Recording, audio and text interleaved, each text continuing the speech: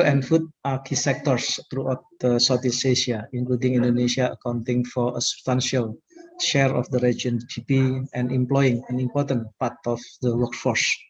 With the increasing population, climate change, rising level of urbanization and workforce, a challenge due to rural population in most of the Asian countries, there is an urgent need for innovative solution for the agricultural and food sectors. The global pandemic situation we are currently facing has greatly impacted the essential sectors primarily related to the fulfillment of basic needs such as agriculture, including fisheries and livestock. Eventually, it also impacted the economic sector. Many factories are reducing the numbers of workers in line with the policy of social distancing, which lowers productivity and subsequently lowering the income level. The complexity of the COVID-19 has brought many countries to certain condition, makes them vulnerable and confused about the current situation. With all of this, it means that we must seek a new orientation and take a fresh approach to manage our business. Only then can we guarantee positive result in changed circumstances.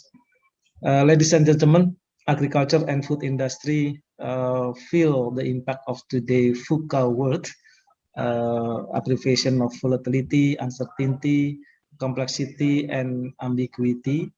The VUCA world is also now being colored by the pandemic disruption.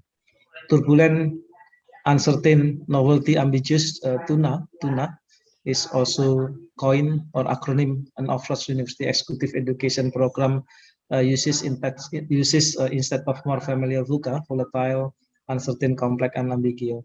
But either way, we understand the problem. The external environment changes rapidly and unpredictably. What worked yesterday won't work tomorrow. In the era of VUCA, for example, the immediate pressures farmers face in growing crops and meeting consumer changing tastes to the accelerated adoption of technology and long-term concern about environmental impact, managers and leaders in the agriculture and food industry are grappling every day with incredibly complex questions in a rapidly evolving industry. To gain insight on the future of agriculture and food industry, we will learn from this webinar a passion for finding sustainable path forward for this crucial industry from our distinguished speakers from University of British Columbia, from advanced country, but I believe that Dr. Muhammad having substantial experience in developing countries also. Innovation has been driven more by concern with increasing productivity, disease control, and food safety than extreme weather events and also climate change. Nevertheless, many new practices have significant implications for adaptation. In the business sector, one of the key for business to remain competitive in the VUCA era is the role of the leaders. So creating of business opportunity in the era of VUCA requires a strategy that must be owned by every individual and company. Ladies and gentlemen, I hope that the seminar course participant will learn from this expert that the future of food and agriculture depend on capacity of agriculture innovation system. Farmers need innovation that address an increasingly diverse and complex range of needs, including improved farm productivity and environmental performance, as well as better responses to climate change. Through this international summer course that held by the College of Vocational Studies of IP University, hopefully it can trigger students of participants to develop their ideas to increase innovation, to increase sustainable agriculture for the future. And as a dean, I would like to extend my gratitude and also appreciation. Thank you for Mas Wijaya as a speaker, who is alumnus of Vocational Studies of IP University. He will share his experience in building the business of PT Waluya Wijaya from PT Waluya Wijaya Farm to become one of the leading agro industry in Indonesia. And also I would like to thanks to Dr. Muhammad to share with us. I think that he will give us a deep insight to all of us regarding innovation in facing climate change as a global environmental issue. No, it's very brief. So it's okay, ladies and gentlemen, hope that you will enjoy this seminar. I sincerely wish this summer course program a great success. Keep safe and healthy always. Wassalamualaikum warahmatullahi wabarakatuh. Thank you, Dr. Arif. Well, everyone, now we would like to hear some welcoming speech from Vice Rector for Corporations and Information System of IPB University. I would let Professor Dodik Ridho Nurrahman. The stage is yours.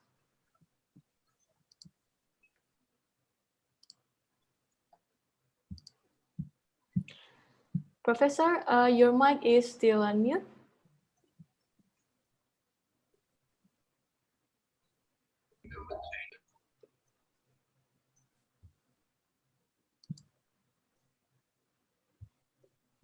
Sir, it's still muted.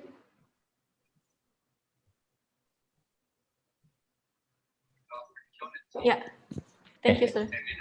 Okay, thank you. Assalamualaikum warahmatullahi wabarakatuh. Waalaikumsalam warahmatullahi wabarakatuh. Good day, ladies and gentlemen. First and foremost, I would like to extend a very delightful welcome to the esteemed Mr. Muhammad Alolade Oyiniola, PhD, from the University of British Columbia, Septian Jasias Wijaya, the CEO of PT Waluya Wijaya Farm, Dr. Arif Daryanto, the Dean of the College of Vocational Studies, IPB University, Dr. Desi Tambayong, the chairperson of the chairperson of the Academic Senate of Vocational Studies College, IPB University, Dr. Wawan Oktariza, Vice Dean of the College of Vocational Studies, IPB University, all lecturers that I cannot mention one by one, and all distinguished participants, students from all around the world. I would like to extend a warm welcome to the opening of the third summer course on sustainability of tropical animal production with a theme, creating innovation in the new normal era. Even though this pandemic has put us in a position where we are unable to meet physically, I do hope we can always maintain good health and have a good time in this event. I also would like to express my gratitude to everyone who attend this online summer course. I am extremely appreciate that so many distinguished international students have registered to share their knowledge and experiences, as well as to engage in virtual international cultural exchange. It is impressive to see how eager students are to study and learn about sustainable animal production, particularly in facing the challenge of VUCA and climate change as well. I am truly appreciative of the College of Vocational Studies, IPB University, for their efforts to maintain this program during this difficult year. IPB University has been proclaimed as the most innovative campus with its various research in agriculture, fisheries, poultry, and other agricultural products. For example, in food and agriculture industry, IPB researchers made tempeh beverage for hypertension patients. In the fisheries sector, IPB University students made an innovation in the form of wound healing cream by utilizing eel mucus and banana peel. This innovation is named glutamate. And in poultry sector, IPB researchers found that the using of enzyme can reduce ammonia gas waste from poultry farm.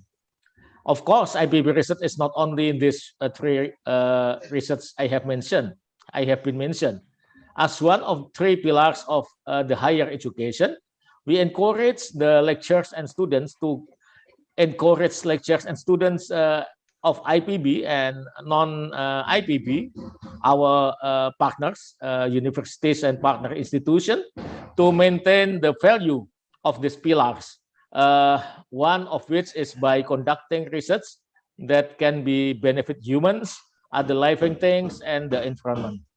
To put the summer course thematic areas into context, IPB University is actively pursuing collaboration with the diverse range of stakeholders in order to broaden our local, regional, and global impacts.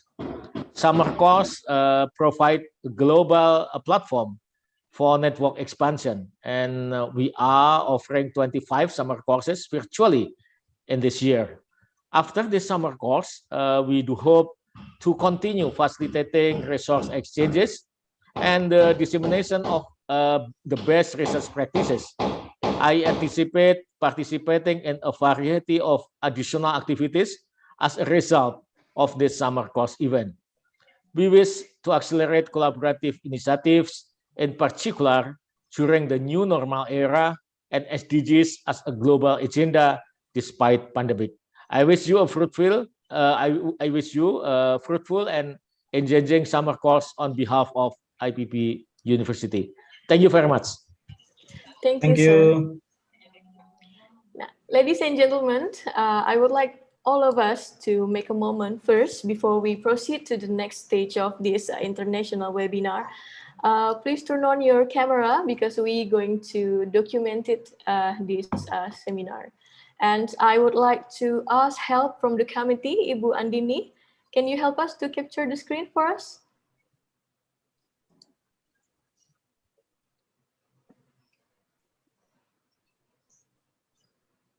Okay.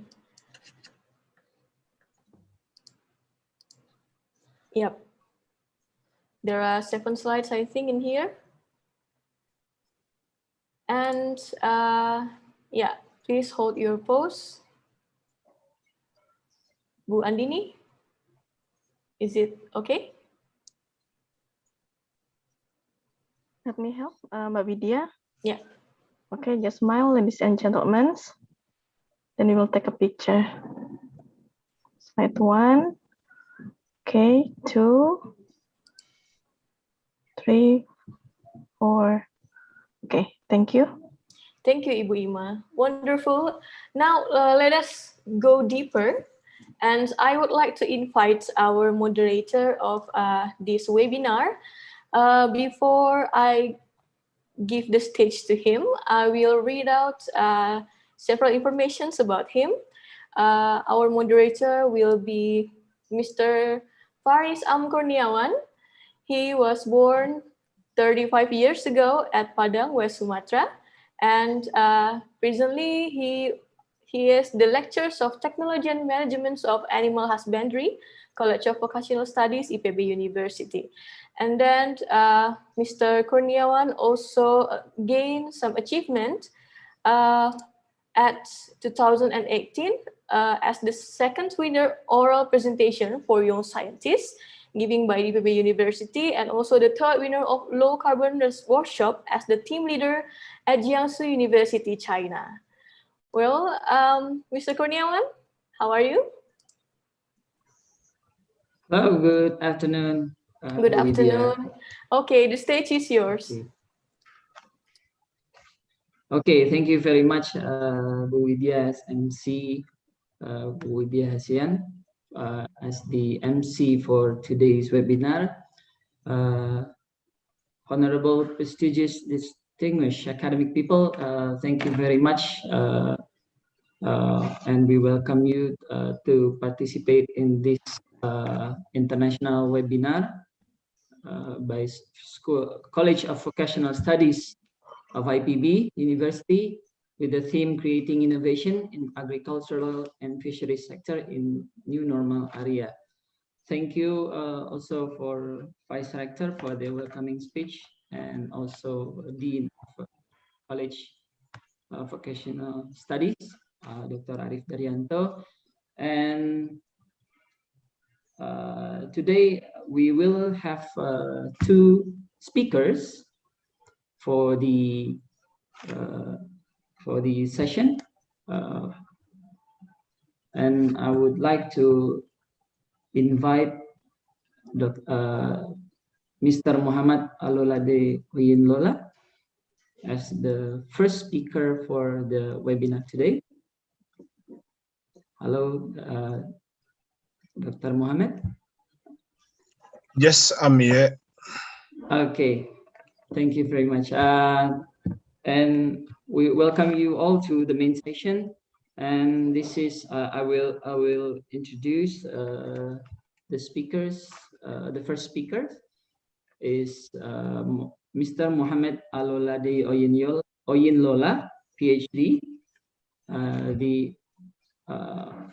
And the educational background is Bachelor of Science in Aquaculture and Fisheries Management from University of Agriculture, Abeokuta, Nigeria, and Master of Science International Studies in Aquatic Tropical Ecology, Universitat Bremen, Germany, and PhD in Zoology, University of British Columbia, Canada. And these are the research interests from Dr. Mohammed in aquaculture science, systems and sustainability, spatial ecology, scenarios and development and modeling, coastal dynamics and process, age and growth estimation, climate change and resources use. And there's many honors and awards from Nippon Foundation, Nearest Program Fellowship Canada, and then PhD Award, UBC International, Erasmus Plus grants, European Union, and also the AAD scholarship, and also Niemann scholarship from Nigeria. And also teaching experiences as guest lecturer in 2000. The reason is in 2021 in Scripps Institution of Oceanography, University of California, and then directed studies in zoology, also ocean conservation and sustainability, UBC, interdisciplinary conservation course, and also APEC training workshop, and training and resource officer at Department of Fisheries Training and Extension Center, Ministry of Agriculture, Makurdi, Benue State, Nigeria.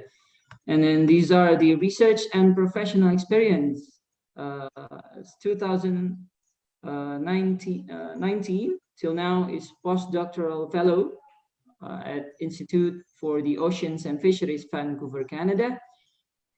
2015 to 2019 as research assistant in Vancouver, and also in Malta, aquatic technician intern, research assistant and student researcher in Bremen, Germany, and extension officer, student researcher, and research assistant in University of Agriculture, Abeokuta, Nigeria. So I will give Mr. Mohammed, you'll be given 30 minutes for the presentation, and the time is yours. Thank you.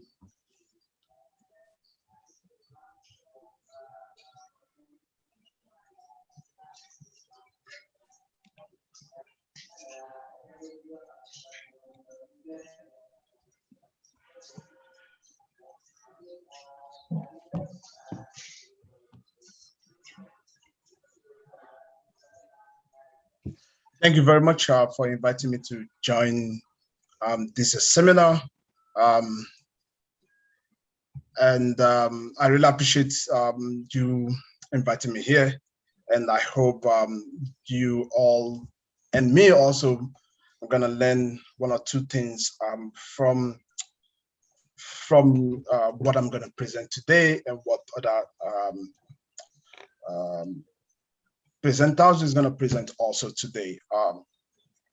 My topic is going to revolve around aquaculture, looking into the innovations that we have presently to combat, to reduce the impact of climate change, and also to adapt to climate change. My name is Dr. Mohammed Oyinlola, and I'm postdoctoral fellow research at the Institute of Oceans and Fisheries, University of British Columbia, here in Canada.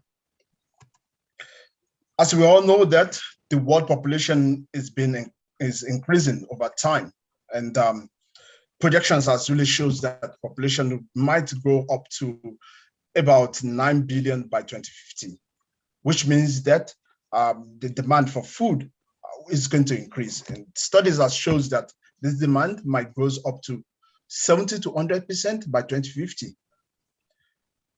That indicates that we meeting our demand for food, which definitely means that we have efficient food production systems, which are sustainable production method, and also we're able to distribute this food in which we produce equally to the all population of the world.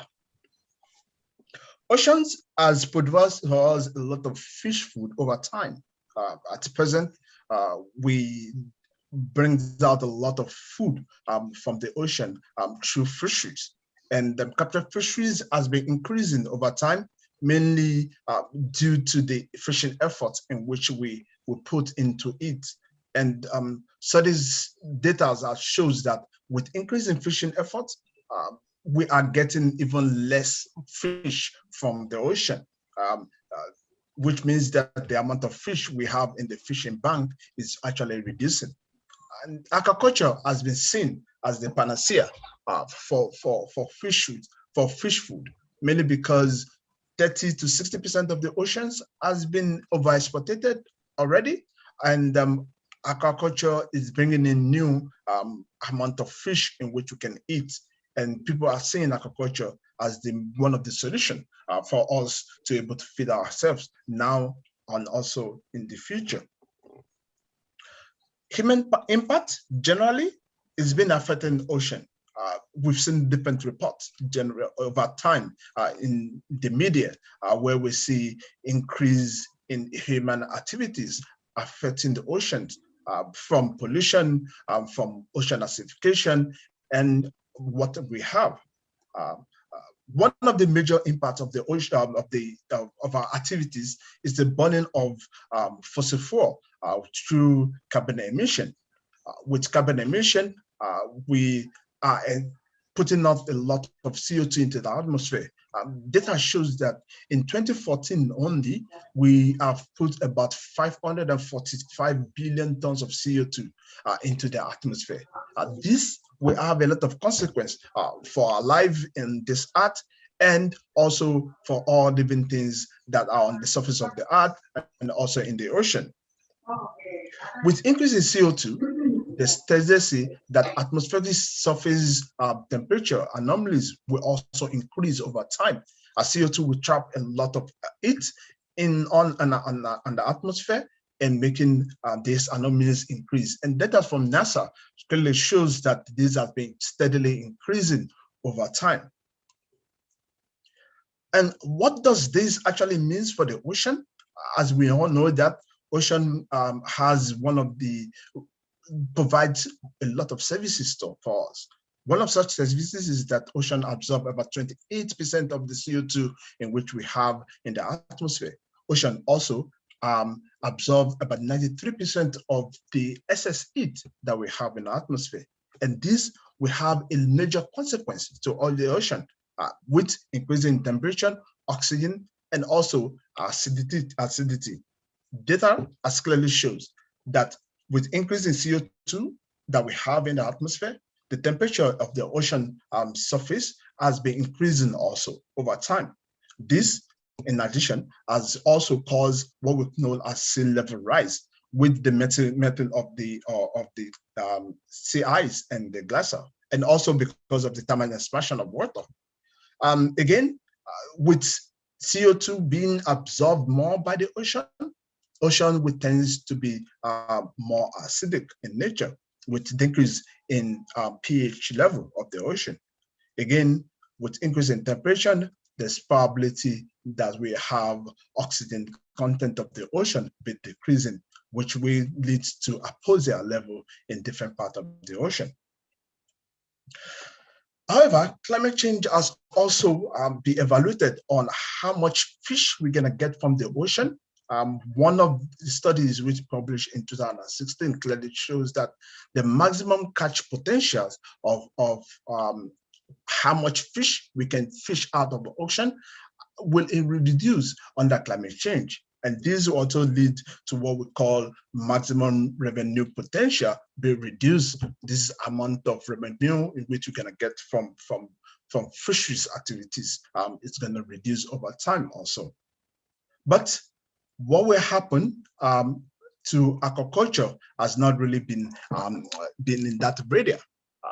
We've seen that people have talked about aquaculture, including marine aquaculture being the panacea, because it's going to produce more food for us, where fish food for us, where fisheries cannot be done. And aquaculture generally is the cultivation of aquatic organisms, both in different environments, in land systems, or in the ocean, or in the brackish environment, also in the freshwater environment, where we can produce fish and other fish food in a controlled environment. A controlled environment, depending on which environment which we use. If the aquatic environment we use, in some areas, we can actually control them into exactly what the species needs. In some areas, we can't control them. For example, in land-based systems, we can easily control temperature, but in the open pen, we cannot control the temperature. But however, there are already evidence of stress of climate change also in aquaculture, which means that aquaculture might not be the major, the panacea that we're actually talking about. There are studies that clearly shows that the increase in temperature could affect the growth and also the survival of fish. For example, in one of the papers that I show here, I should give us juvenile rapid fish. There are cases where ocean acidification has led to the death, the dying of oyster, particularly in North America. There are so other papers that actually shows us that temperature and increase in temperature, effect of temperature and salinity increase over time could also lead to diseases in most of the species in which we culture. So which means that aquaculture will also be impacted by climate change. This might be in different forms and different ways.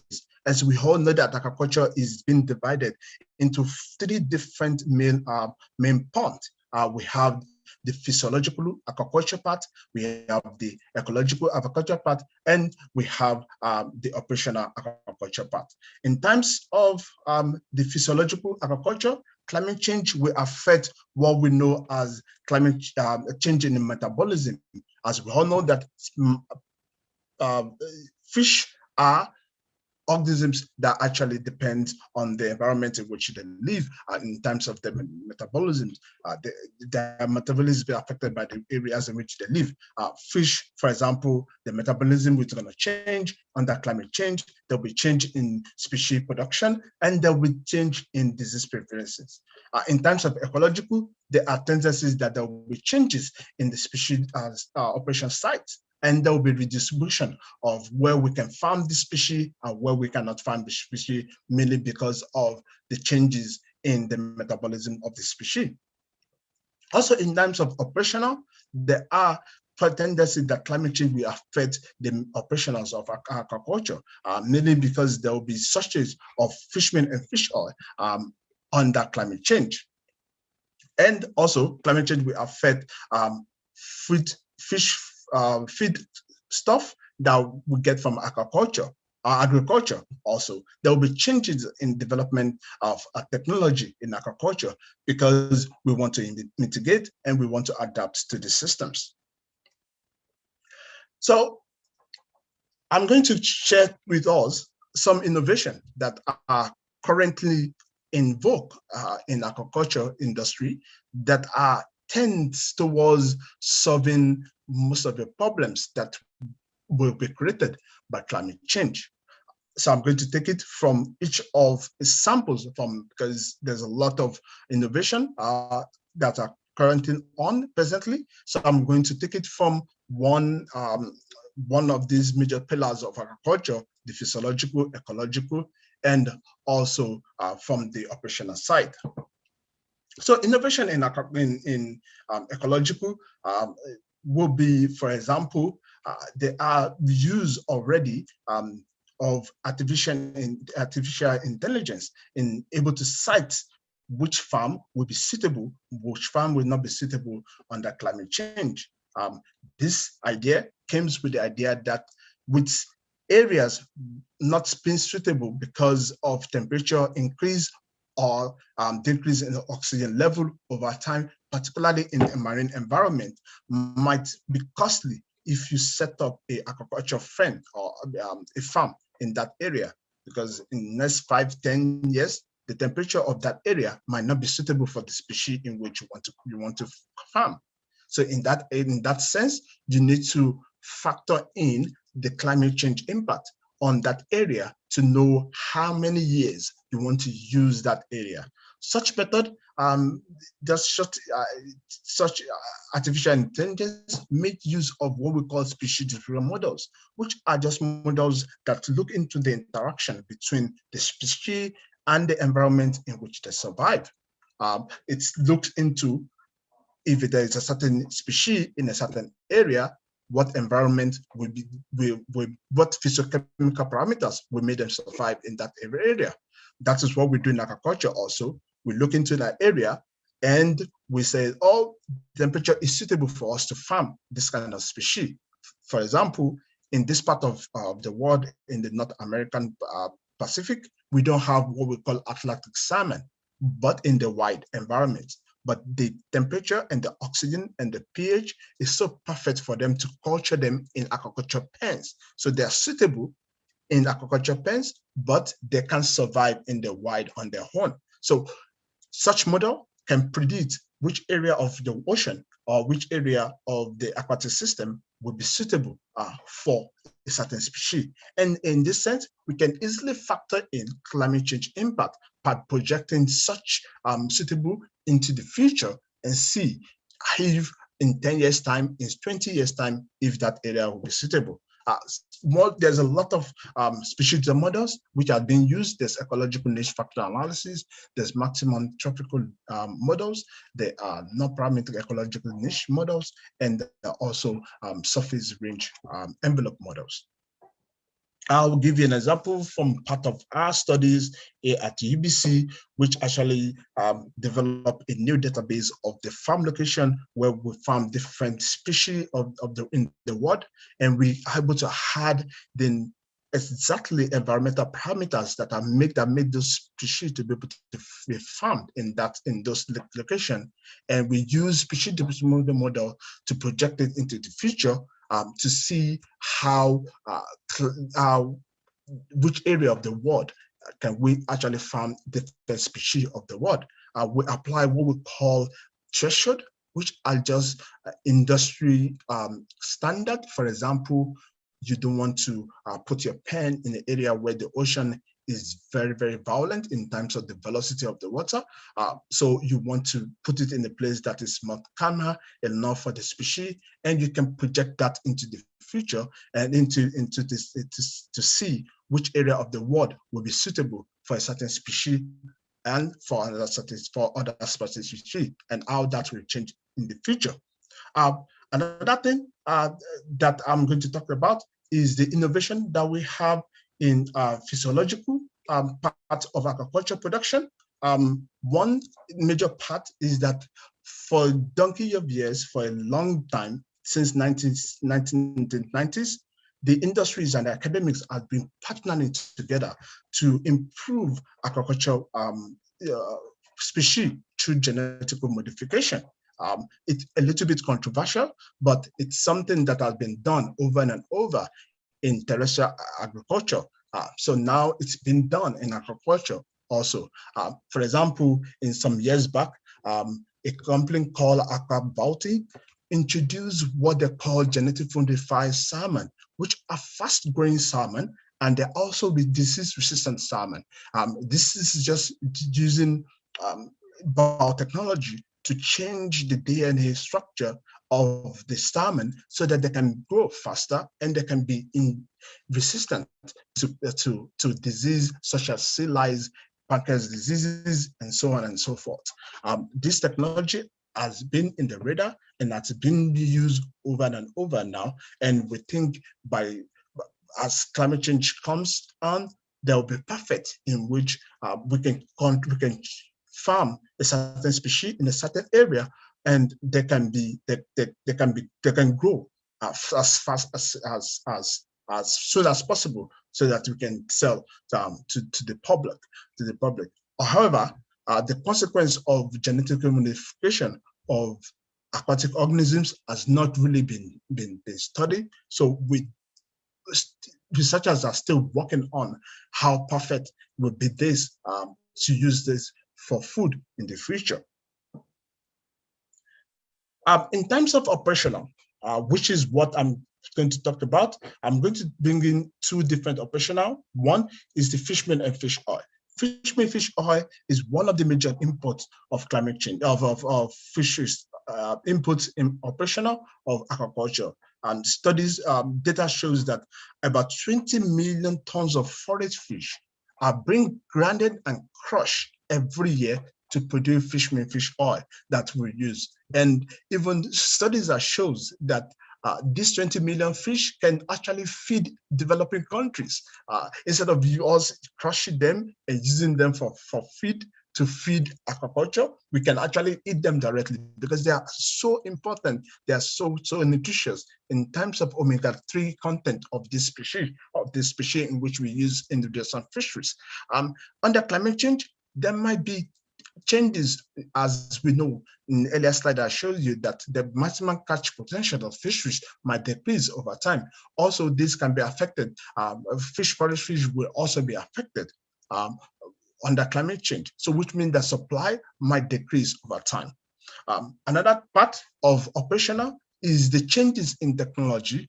Over time, there have been perfect ways of which people develop different technology to adapt to a certain climate change impact, or to adapt to a certain way of production. For example, there are a lot of production systems that are being developed year out to manage, for example, filtration systems or feeding regimes, or also water management in the areas where water is so important and they are going less and less.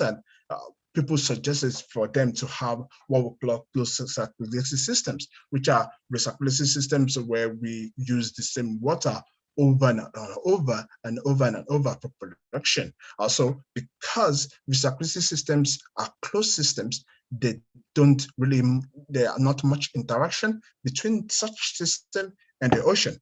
That's reduced the passing of diseases from the system to the wide stock that we have in the wide stock.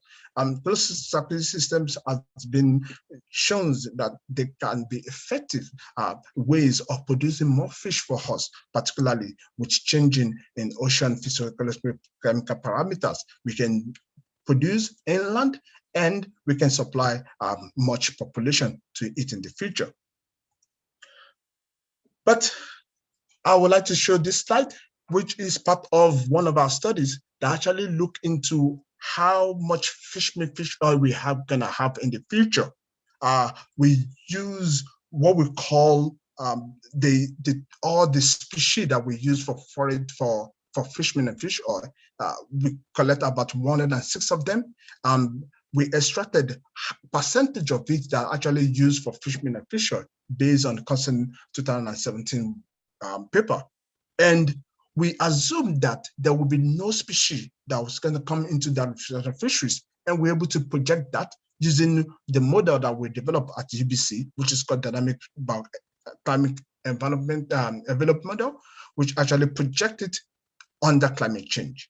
And our result clearly shows that under the respective concentration pathways, which is the high emission pathway of 8.5, we will lose about 17.7% of maximum catch potentials of fish meal and fish oil that we're going to produce in the future. So which means that there will be, because of climate change only, there will be decrease, about 17% decrease in how much fish meal, fish oil production we're going to produce by 2050. This is really alarming, which means that there should be more innovation for us to divert from using fish meal and fish oil into using another production, another thing for fish meal, for that we serve as fish meal alternative for fish meal and fish oil production in aquaculture.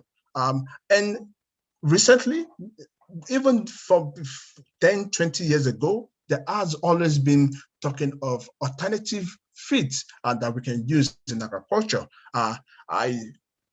There's a lot. So I try to get this picture, which brings about 4 of them together so that I can easily explain that.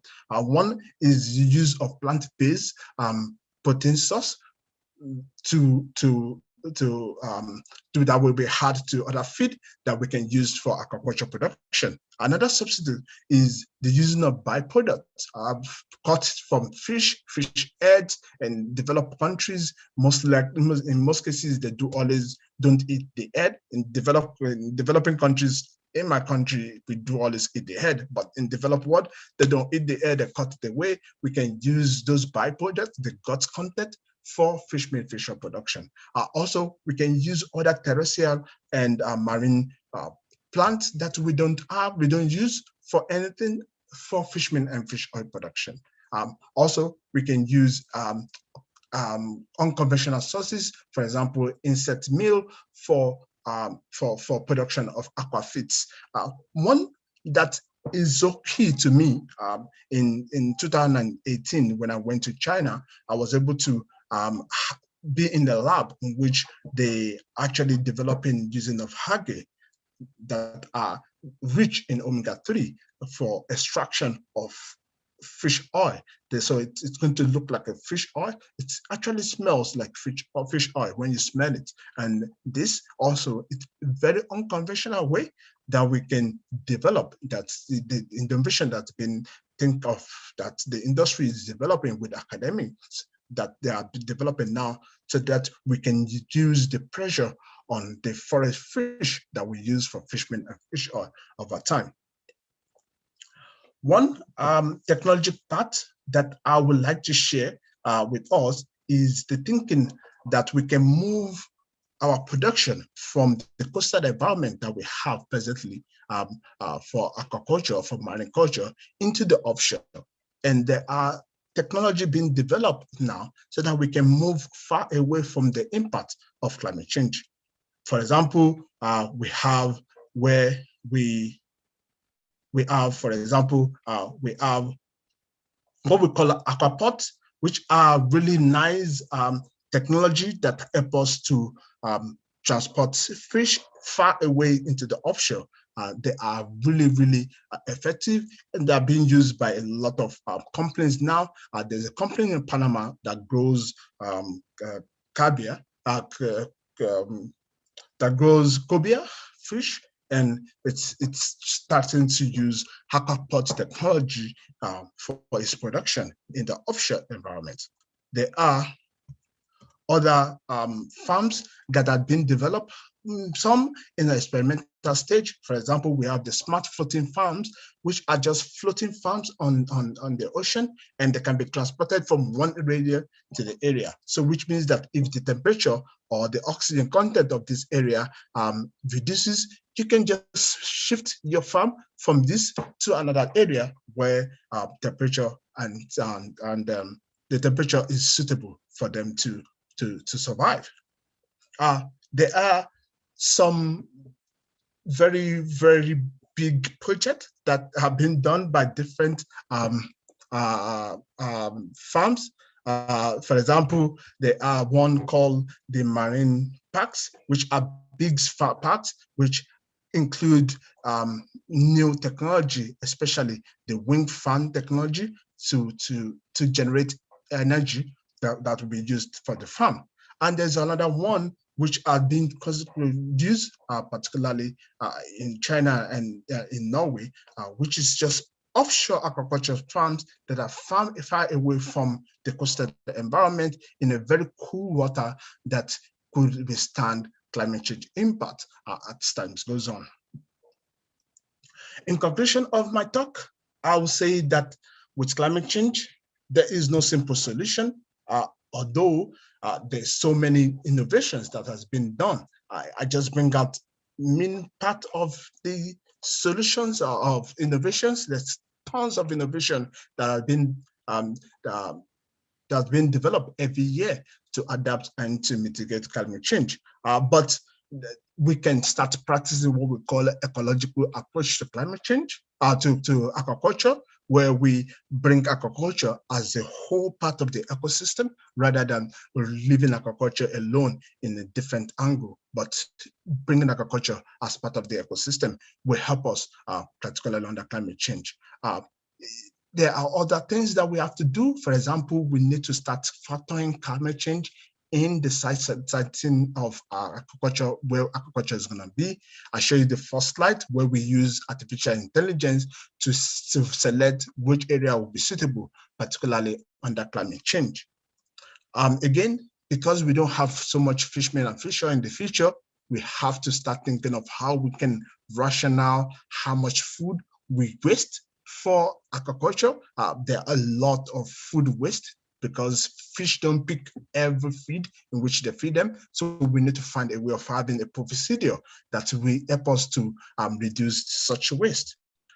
One thing again that is so important, which I did not talk about in this because I think some people will know much about this, is to use of integrated multi-trophic aquaculture system, which actually is a system that balanced of a plant aquaculture, mollusk or shellfish aquaculture, and a finfish aquaculture together in a certain area where the waste from the finfish is being taken up by the plant and also used by the shellfish. And lastly, I think it's very important that we discuss about how the policymakers will make clear objectives about the future of mariculture and agriculture, generally sustainability, and ensure that there's a rule of law and due process that follows and enforces it. No matter how much solution and innovation we bring out in agriculture, in mariculture, we need to have political will to be able to achieve it and to be able to make sure that we're able to feed ourselves. Particularly, we're going to have about 9 billion people by 2050. That's all for me. And thank you very much again. Once again, I really appreciate you listening to me tonight.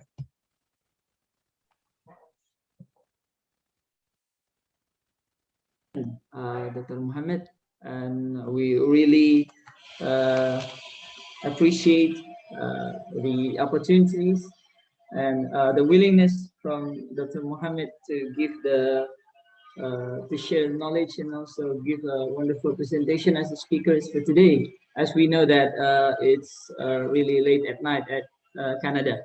Thank you very much. This is our gratitude and appreciation for Dr. Muhammad. It's a wonderful presentation that no simple solution, and also policymakers also need to set a good strategy for the future. Thank you. That's from the first speaker, Dr. Muhammad, and a reminder for the participant that question will be possible and can be delivered also in the chat during the discussion session later after the second speaker deliver his presentation. And I would like to invite the second speaker is Mr. Septian Jasya Wijaya, as CEO of PT Waluya Wijaya Farm, Indonesia, with the title Improving the Performance of Dairy Farms Through Innovation. And this is, I will bring you to the introduction from Mr. Wijaya. As we know that Mr. Wijaya is the alumni, one of the alumni of Diploma Animal Husbandry and of Livestock, IPB University in 2014, and Husbandry and Animal Welfare Management at Massey University of New Zealand. And now the membership of professional bodies as Chief of Indonesian Young Farmer Association, and present position as the owner of PT Waluya Wijaya Farm, founder of PT Santona Oro Banyan, and Chief of Indonesian Young Farmer Association. I would like to invite Mr. Wijaya. You join us right now. Hello, Pak. Okay, Mr. Wijaya, the time is yours. But you're ready to give the presentation. Thank you. Yeah. Okay. Thank you for Mr. Faiz. Okay. So hello, good afternoon all. Before we start, I would like to say thank you for joining this seminar. This is such an honor for me, and I do really apologize about my English. My English is not good, but I will try to my best to explain the topic well. Okay, so I'm Septian Jasya Wijaya. I'm a dairy farmer from Indonesia, and I also chief a young association farmer of Indonesia. And my farm is located in Cimandi Bogor, maybe 2 hours from Jakarta.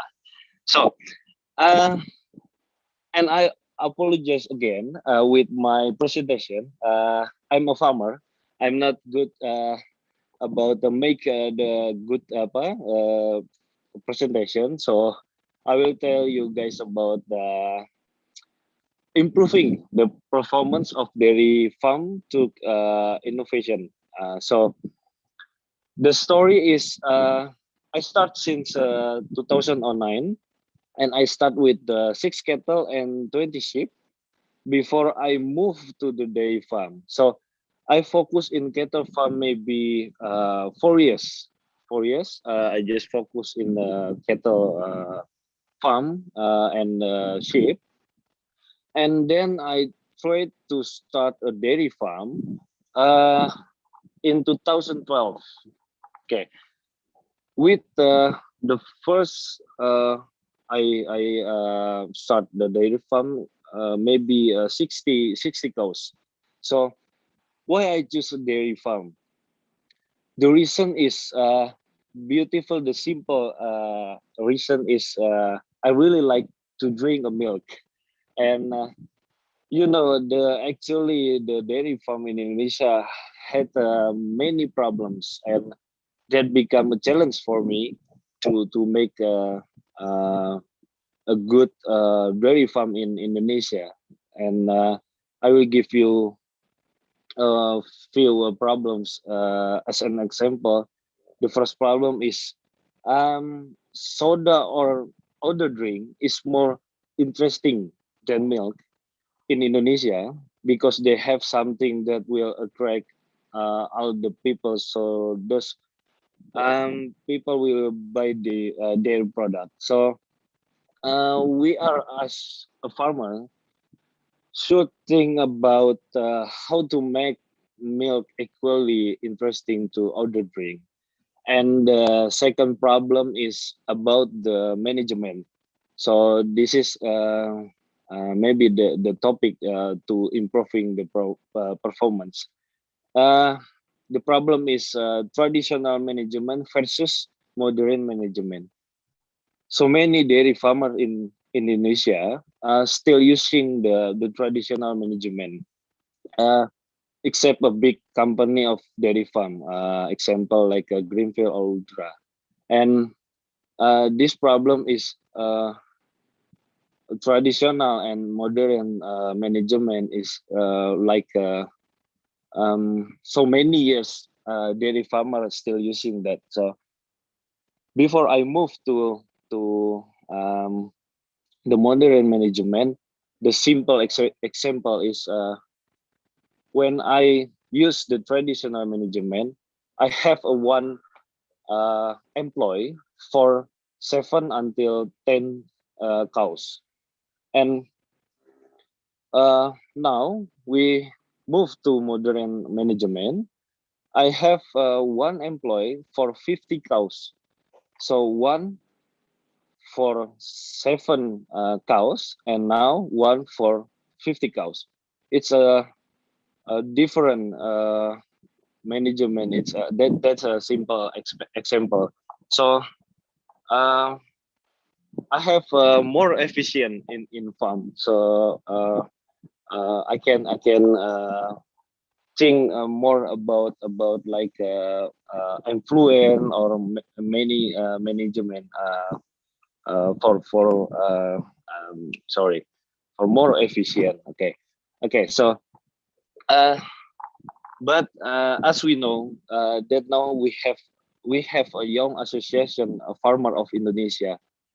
We have a job and we have a responsibility to explain and set an example to change our mindset and our management.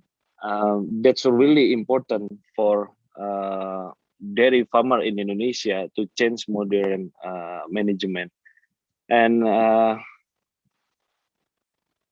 for more efficient and more profit. Okay. Maybe we go to the video. I have some two different video. The first video is about my story and how I really enjoy every single things in traditional farm from 2009 until 2019. So maybe Mr. Faris can help me to play the video, please. The committee will help with the video. Mr. Satyan.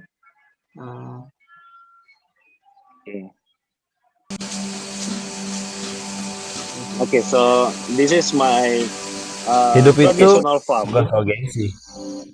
I'm really sorry this Hidup itu hanya Indonesian soal language. perjalanan. Please enjoy video.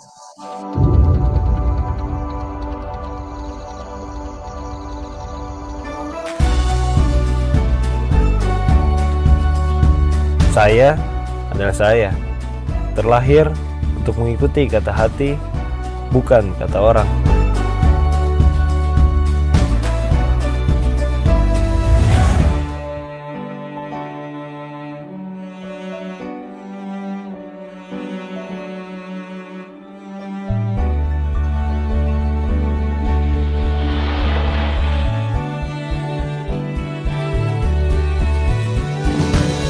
Memberi arti dan tujuan hidup,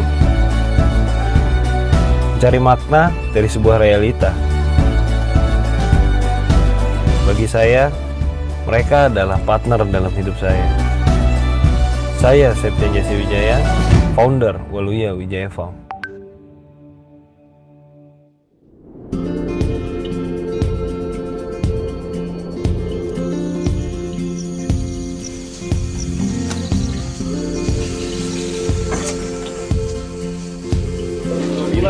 See guys, this is traditional. Bagian itu didapatkan dari apa yang mereka rasakan. Kebahagiaan itulah yang menjadi tujuan hidup saya.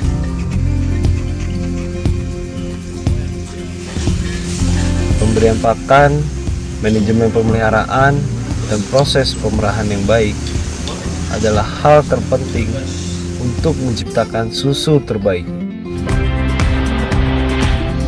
Kepedulian itulah yang menentukan pilihan dan tetap konsisten.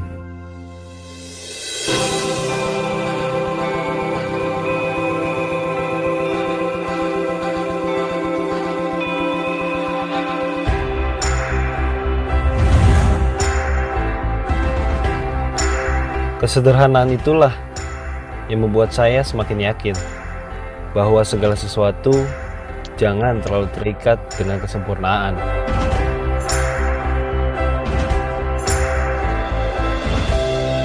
Kalau saja mampu membuat hidup bahagia, itulah yang saya temukan selama ini. Makanya saya memelihara mereka dengan cinta. Untuk kalian yang ingin melakukan hal baik.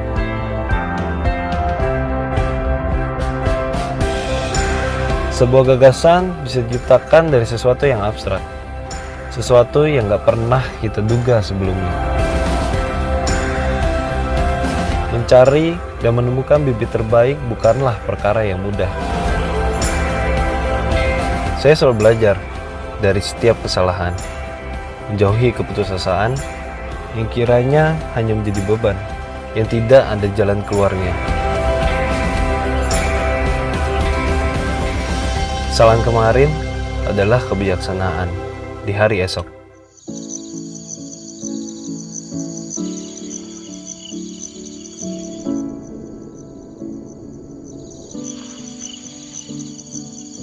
Bagi saya, tidak ada kesuksesan yang instan dalam hidup ini. Sukses adalah bakat yang disatukan dengan kerja keras. Ya, sukses memang penting, tapi bersyukur jauh lebih penting.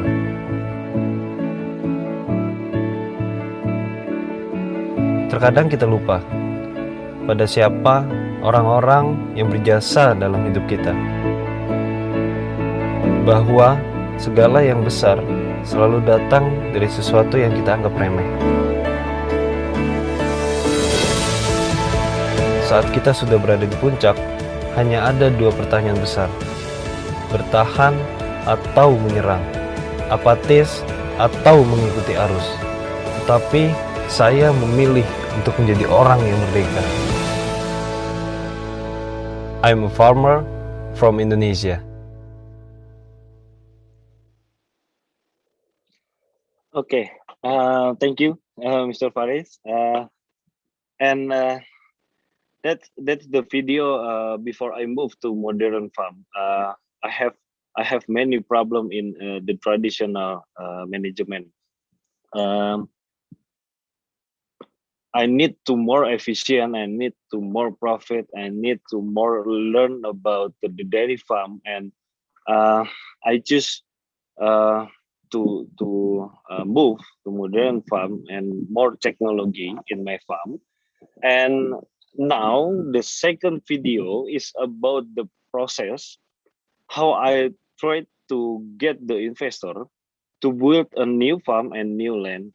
And now we have a new management and new technology.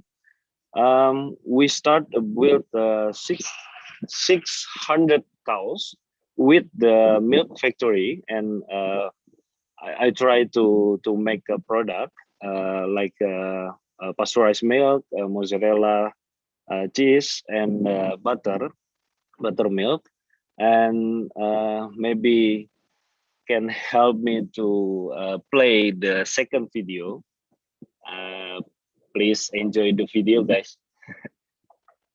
Mr. Faris?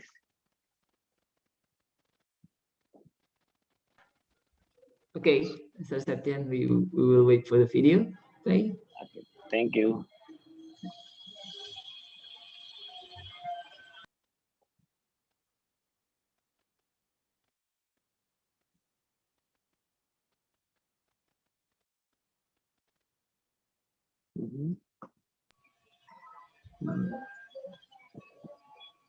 Do we need help to play this video, Ms. Ima? Mrs. Ima?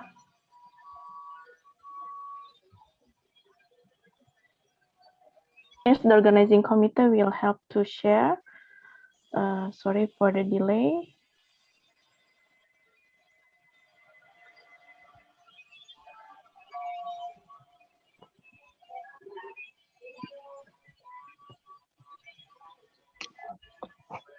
Okay.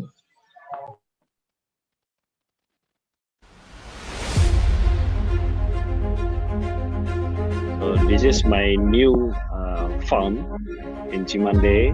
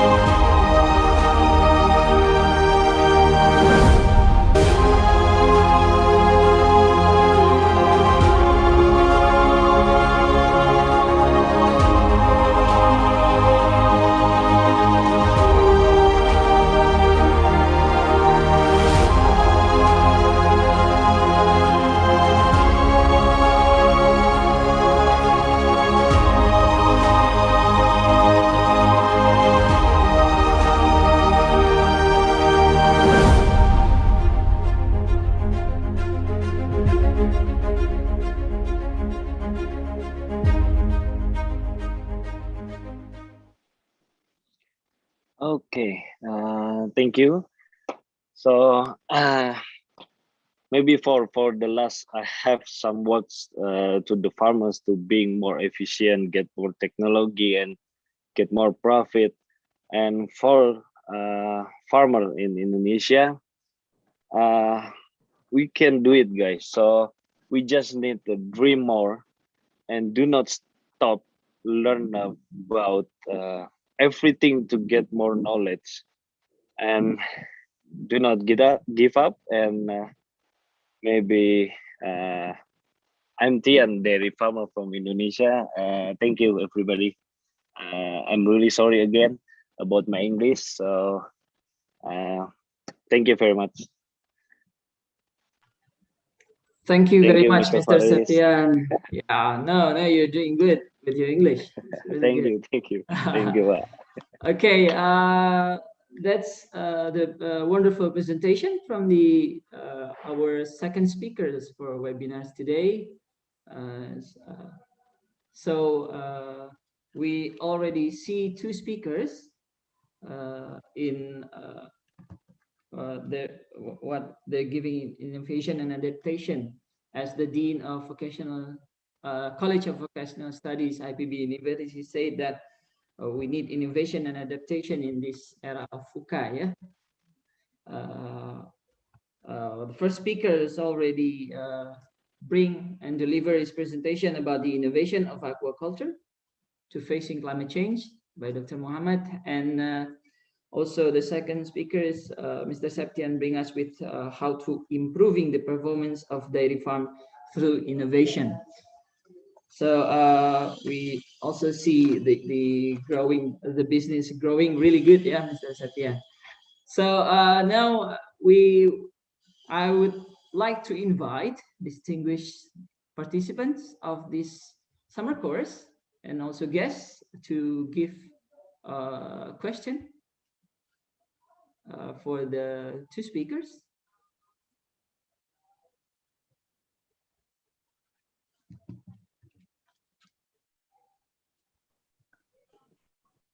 There are two people who raised hand, Mr. Faris.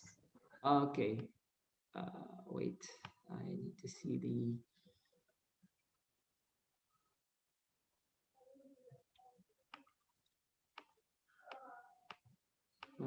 I still don't see the reaction, Rima, but I think I will check the chat. Okay, we are pleased to Mr. Batara and Wibowo with to deliver the question directly.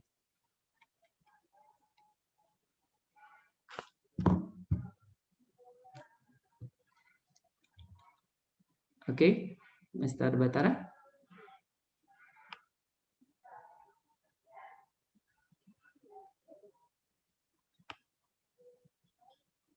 Mr. Batara? Okay, before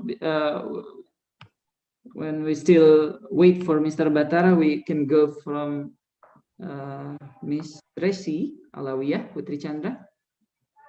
If you want to deliver your question directly. Sorry, Tess. Yeah.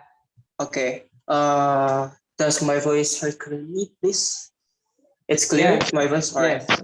So Yes. first of all, I just want to say thank you so much for our speakers for the good presentation about aquaculture and also our farm. So I have a question for our speakers today. For Mr. Muhammad, the first question is, in your opinion, how important is it for us, the young generation, to understand and be aware about aquaculture and the impact of climate change? And is the understanding technological advances in aquaculture of climate change impact in human resources is very important. The second question is, what are the significant direct, indirect impact other than the physiological, ecological, and operational impact of climate change on aquaculture, especially in mariculture? Then how to reduce this impact? So the question for Mr. Satyan, does the age of a dairy cow affect the quality of milk produced, and at what age can a dairy cow produce quality milk? And the second question for Mr. Satyan is, there are many types of animal feed that I know, coarse feed like grass, concentrate, supplementary feed, and etc. Does feed also affect, and how to choose quality and suitable feed for the animal like cows and goats? Thank you.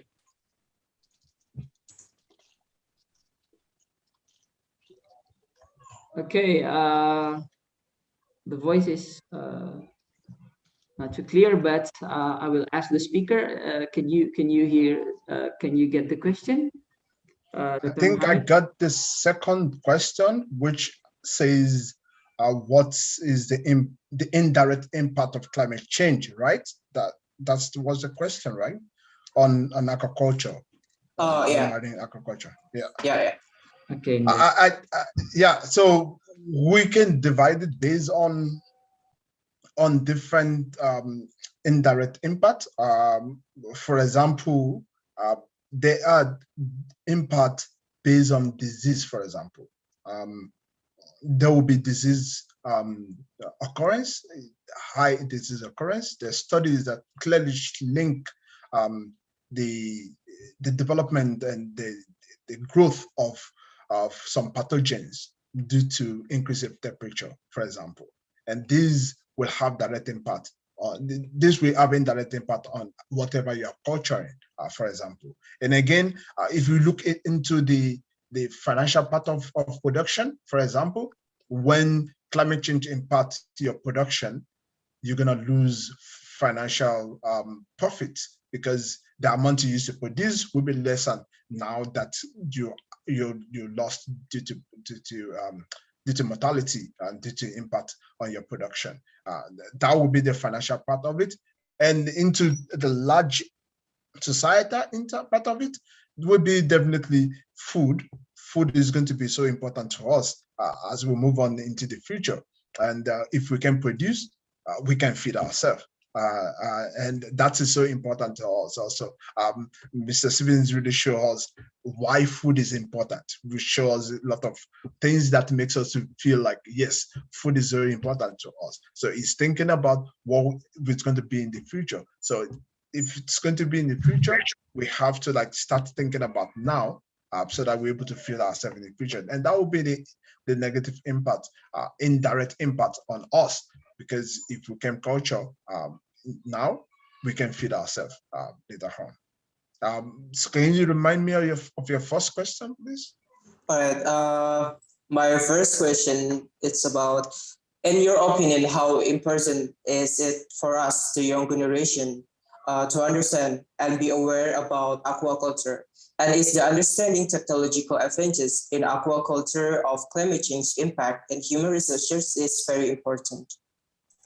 Yes, it's so important for us for young people to understand. For us, I'm still a young person, for us to understand the impact of climate change on not only in agriculture, on our food systems.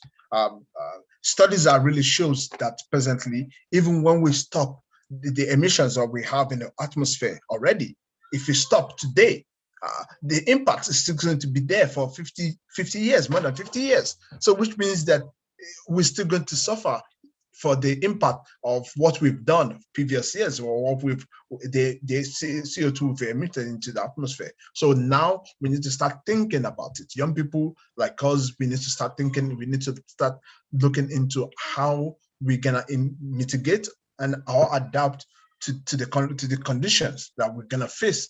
We're already facing it, and still we're gonna face it in the future. So we should start thinking about that. We can enlighten ourselves. There's a lot of resources, there's a lot of academic journals, there's a lot of examples that we can see where people actually do so much work to see that we can produce even when the environment is really bad for us to produce food.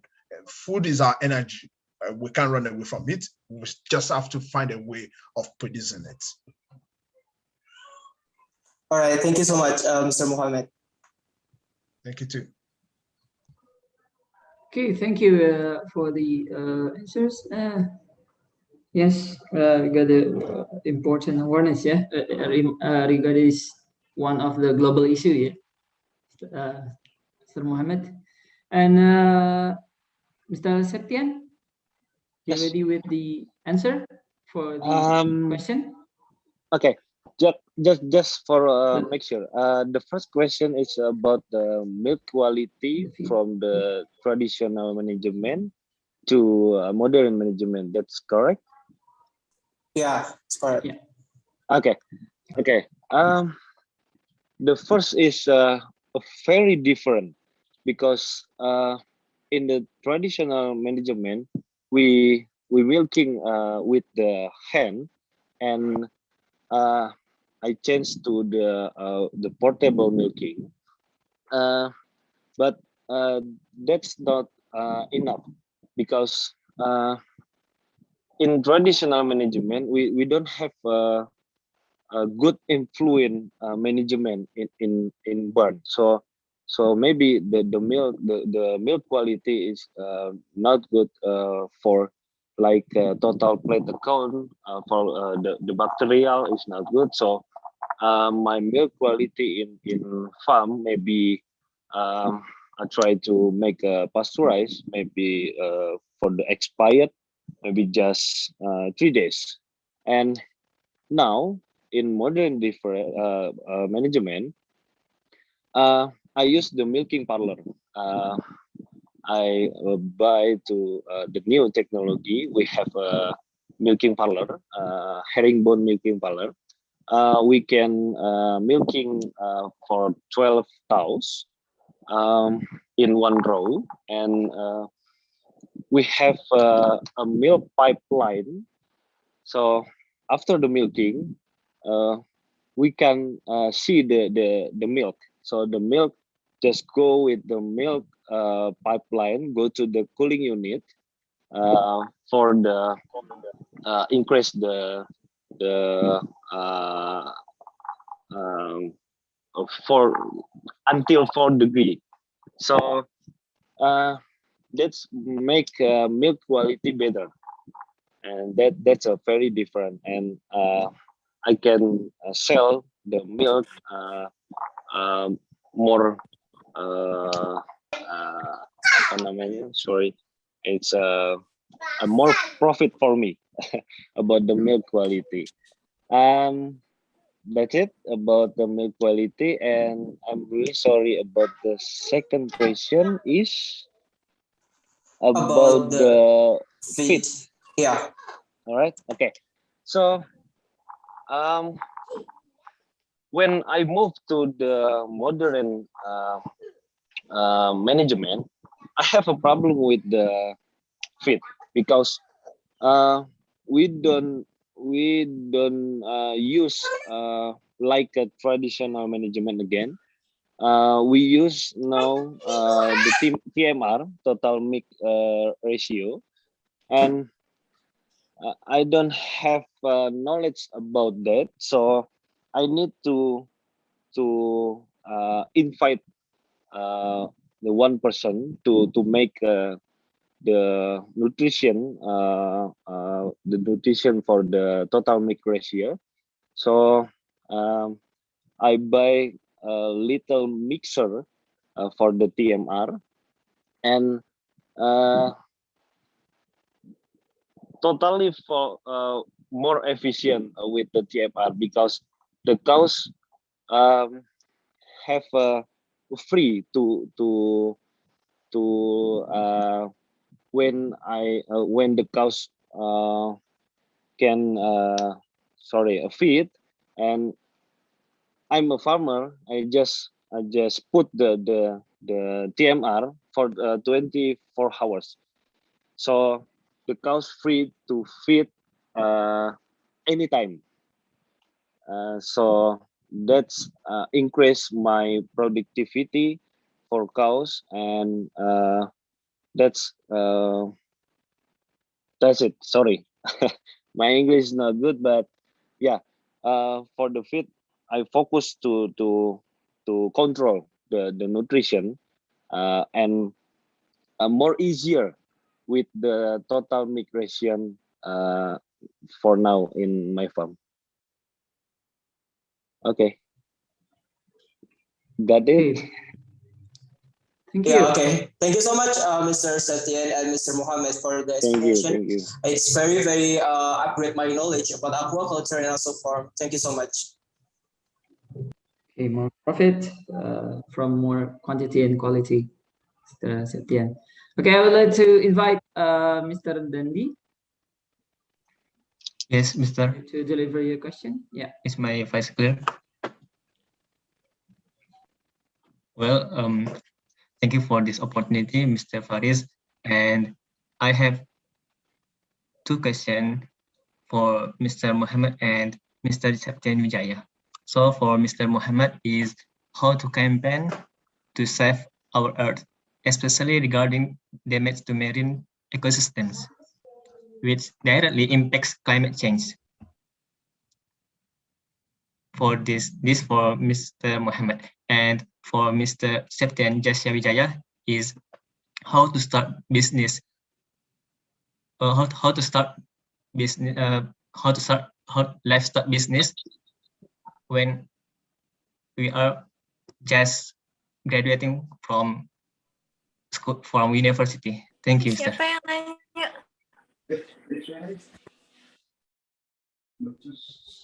Can you please repeat your question again? I don't really get your question to me. Well, thank you, Mr. Mohammed. Sorry. So my question for you is how to campaign to save our Earth, especially regarding damage to marine ecosystems, which directly impacts climate change. How to combat the ecosystem? Yes. Oh, the complaint? Oh, campaign. Okay. Campaign. Oh, yeah. The complaint. Okay. Yeah.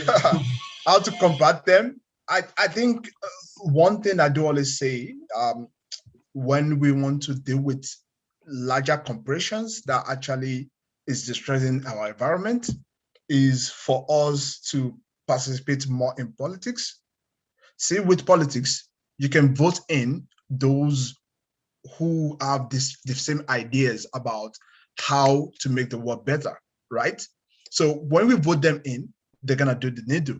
At the same time, we can use our voice.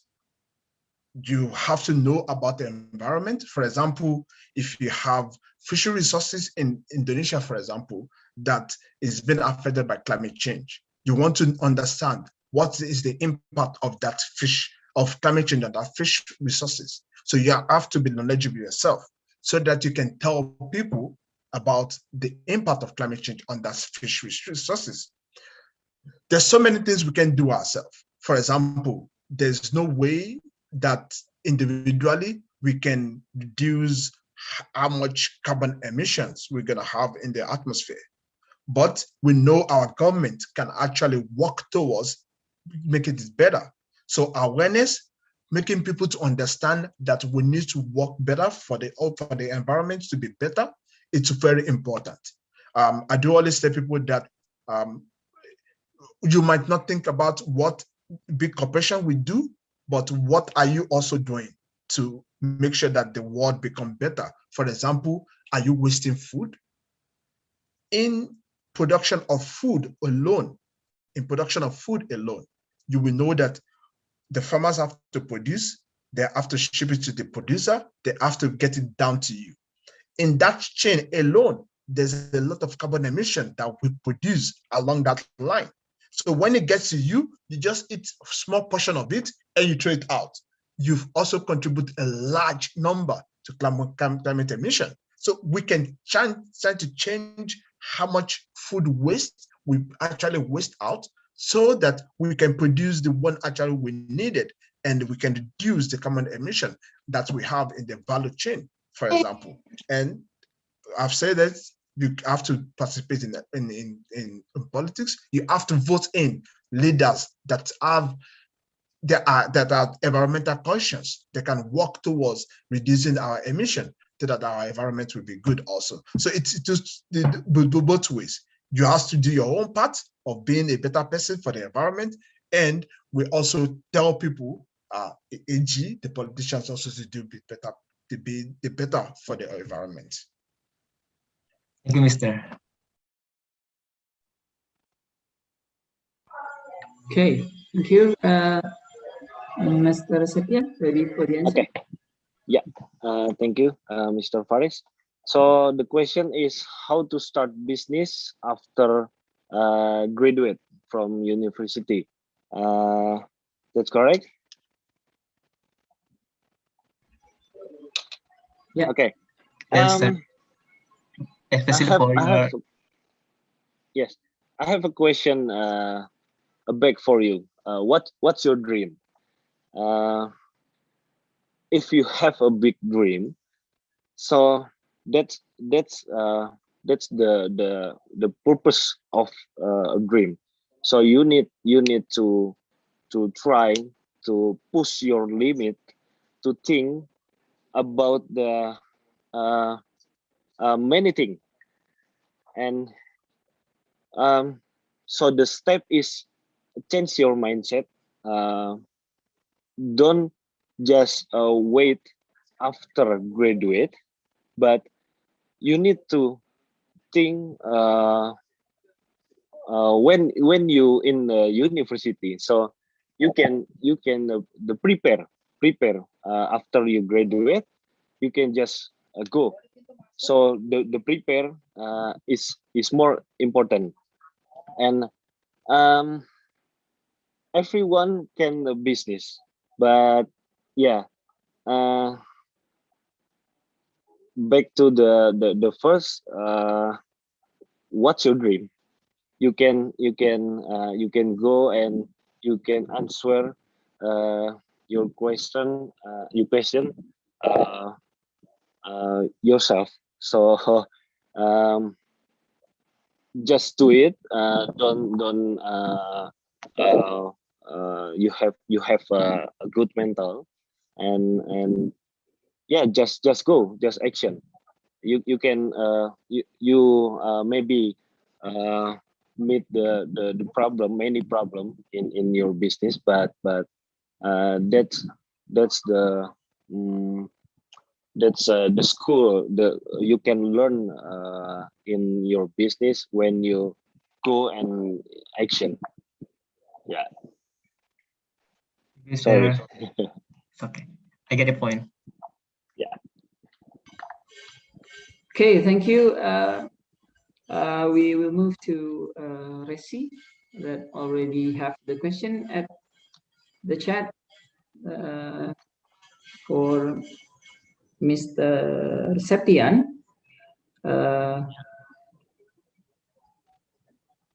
Do you have thanks for the good presentation and share your knowledge to us, Mr. Septian and Mr. Alolade. I have a question to Mr. Septian. Did you find any difficulties when you change from traditional management to modern management? And okay. I think I can combine it with the question from Ridoni Chandra. I don't know. Yes. Mr. Ridoni, you want to deliver it? Okay. Yeah. Is my voice can be here? Yeah, I can clear. Okay. Thank you, Mr. Faris, for the opportunity to ask these questions to Mr. Septian Jasya Wijaya. Okay. So because I'm not coming from the veterinary major or something like that has any correlations to the farming. I just want to ask simple questions for Mr. Septian. And the question is, as a local community farmer and a small company, maybe at first, what is the first step that we need to do to expand our business, or maybe rework our business from the small local company into a big company that using modern technology and modern management system to run the company in about everything? Like we all know that there is a lot of people that run this business. I mean, farming, aquaculture, or like dairy farm and anything in some hometown or maybe a small town in a lot of Indonesian place or area that is not covered by a technology. So what's the first thing that we need to do to like expand our business or maybe change our system from the traditional or the conventional way to the modern way, so then we can like produce more of output that is have a great or better better output from our company. Do you get the point, Mr. Septian? Okay, I get the point. Okay. I try to answer your question.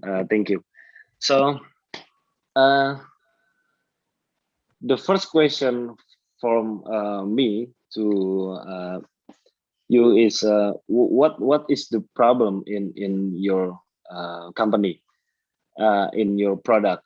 So that's the clue for when we need to expand to modern system or expand to go to the big company. From that question, you need to have a database. In my company, it's efficient or not. If the efficient for this, just go. But if the demand for your product increase for your demand, you need to expand your factory. All right. So that's about the time, about the expand to the big company.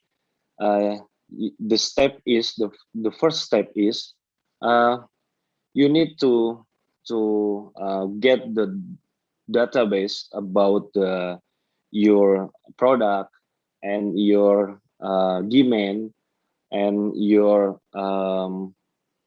rival maybe. So if you want to improve your product, you need to buy the new technology.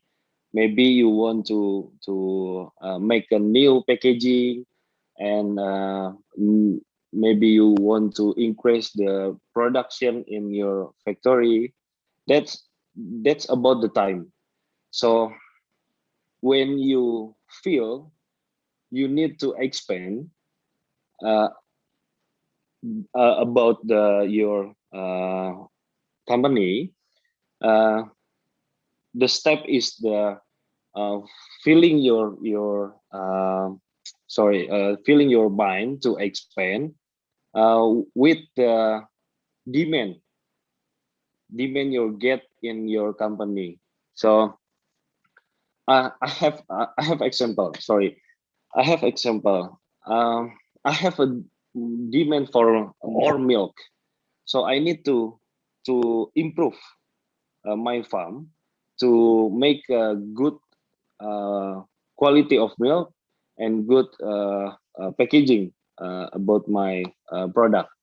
So I need to expand my technology, expand my management in farm. So that's just about the time. So you need to make a database about your demand, about your efficient, so you can expand automatically when you feel about that. Sorry, you get the point? Yes, I really get the point. Thank you for answering my question. Okay. Okay. Is it also answer the difficulties when you change from traditional management to the modern management because of the efficiency, or to improve the Mr. Septian? Yeah, sorry. Yeah. Is it also answer the question from Resi about the difficulties? Did you find any difficulties when you transform from traditional management to modern Okay. management? Okay. The difficult things about I changed my management is I meet the new technology before I go to the modern management. I don't never see the machine like a tractor, like a milking parlor. So I need to learn again about that. So the good farmer is the farmer can do many things. We can maintain the tractor. We can maintain the milking machine.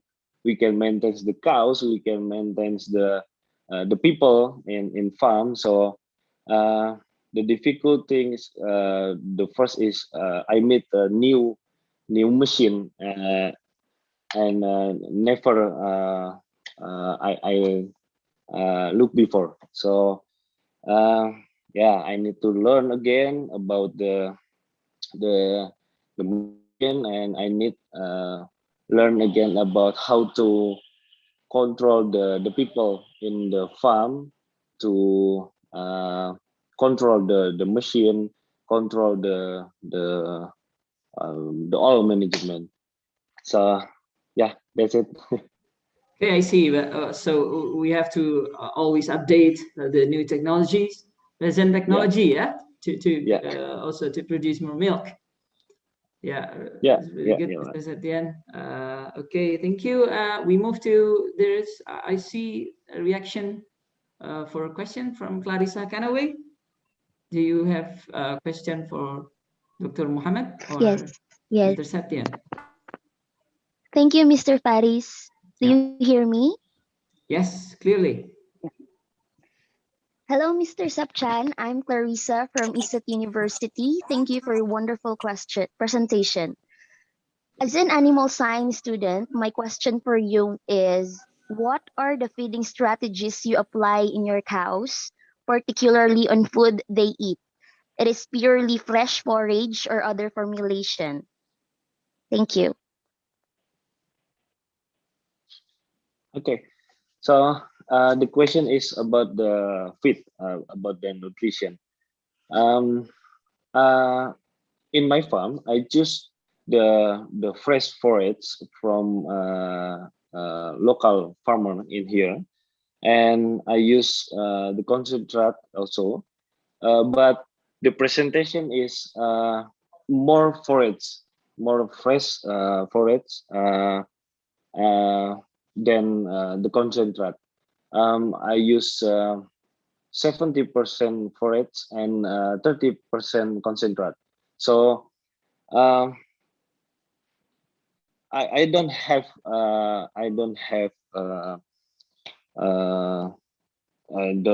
like good nutrition in my farm, but I always try to see the good forest is the simple is always green, not yellow, and not really dry, and the concentrate is we need to see the concentrate must be dry, and I try to mix the forest, the concentrate, and I give the cow for 24 hours for 24 hours, and for the how many kilo, it's 40 until 45 kilo for the feed, and 70% forage and 30% is concentrate. Yeah. Thank you so much. You got it? Yeah. Thank you. Okay, you're welcome. Okay, the questioner is Clarissa Kanaway from Iloilo Science and Technology, University of Philippines, yeah? Is it right, Clarissa? Yeah, thank you. Okay, thank you for the answer, Mr. Septian. And there's a question for for Dr. Mohammed from Muhammad Haikal. I think Muhammad Haikal is not here, so I will read the question. The material, thank you for the material and wonderful presentation from Mr. Mohammed. And let me ask, if we talk and go to a big city, we find a lot of factories. Which of these factories produce very thick polluting smoke? From the dense smoke, it will certainly make the temperature hot. Whereas if you want to develop aquaculture, we must have a temperature that is not too hot or humid.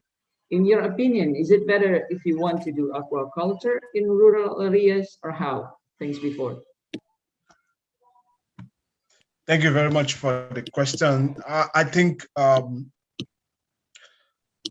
before you situate your aquaculture farm or any other farm, you want to investigate about so many things, much more than temperature. You want to look into other resources also. You want to look into accessibility to resources, accessibility to markets, accessibility to so many things.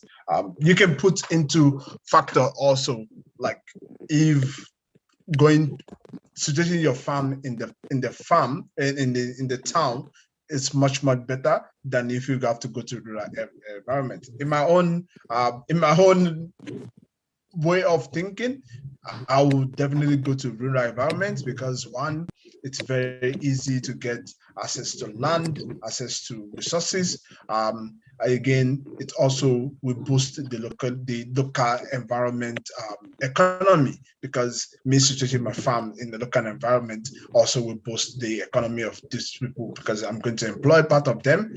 But in terms of temperature, if you it depends on the systems that you're going to culture. It's the same you're going to have. If it's closed system, for example, closed circulation system, in which you have the ability of controlling the temperature of your system, you can situate it in the town.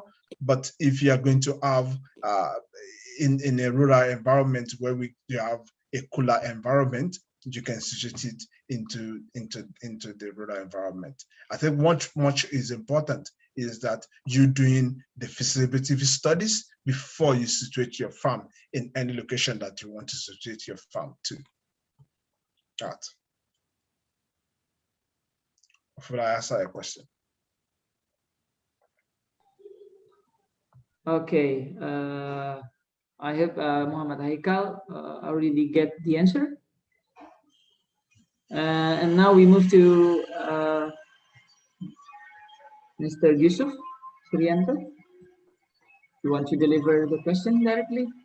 Okay, thank you. The opportunity is Mr. Faris. Do you hear me? Wait, my voice.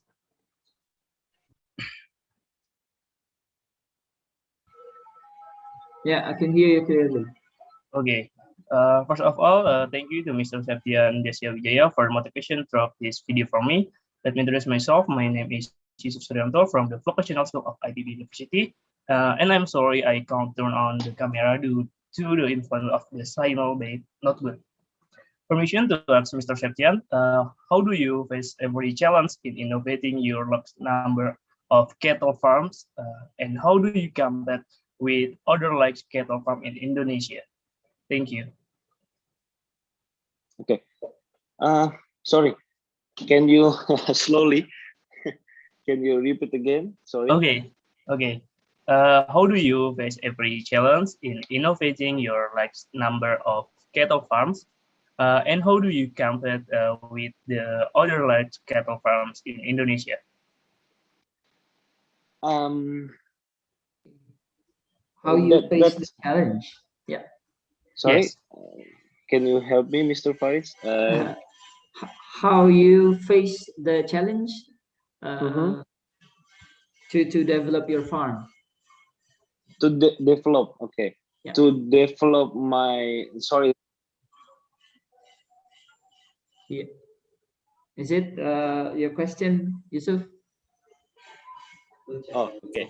How do you face every challenge in innovating your large number of cattle farm, and how do you compete with other large cattle farm? Okay, so that's about the cattle farm. So I want to tell story before I answer. Now I just focus in the dairy farm and sheep farm. So why I for the cattle farm, I have a problem in 2017 until 2009 until 2017. I have 6 cattle until 300 cattle until 2017. But I have a problem in my land, so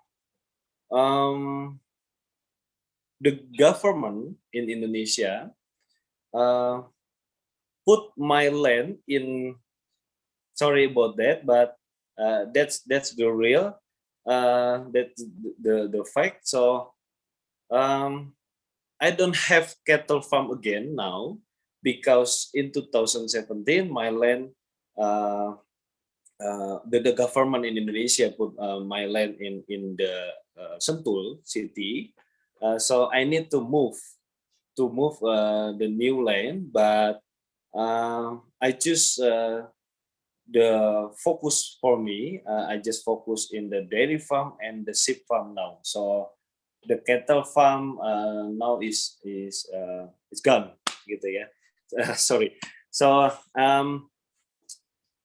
about the cattle farm, I just make a product, the cattle just for the Idul Adha in Indonesia. We have one day in 1 years.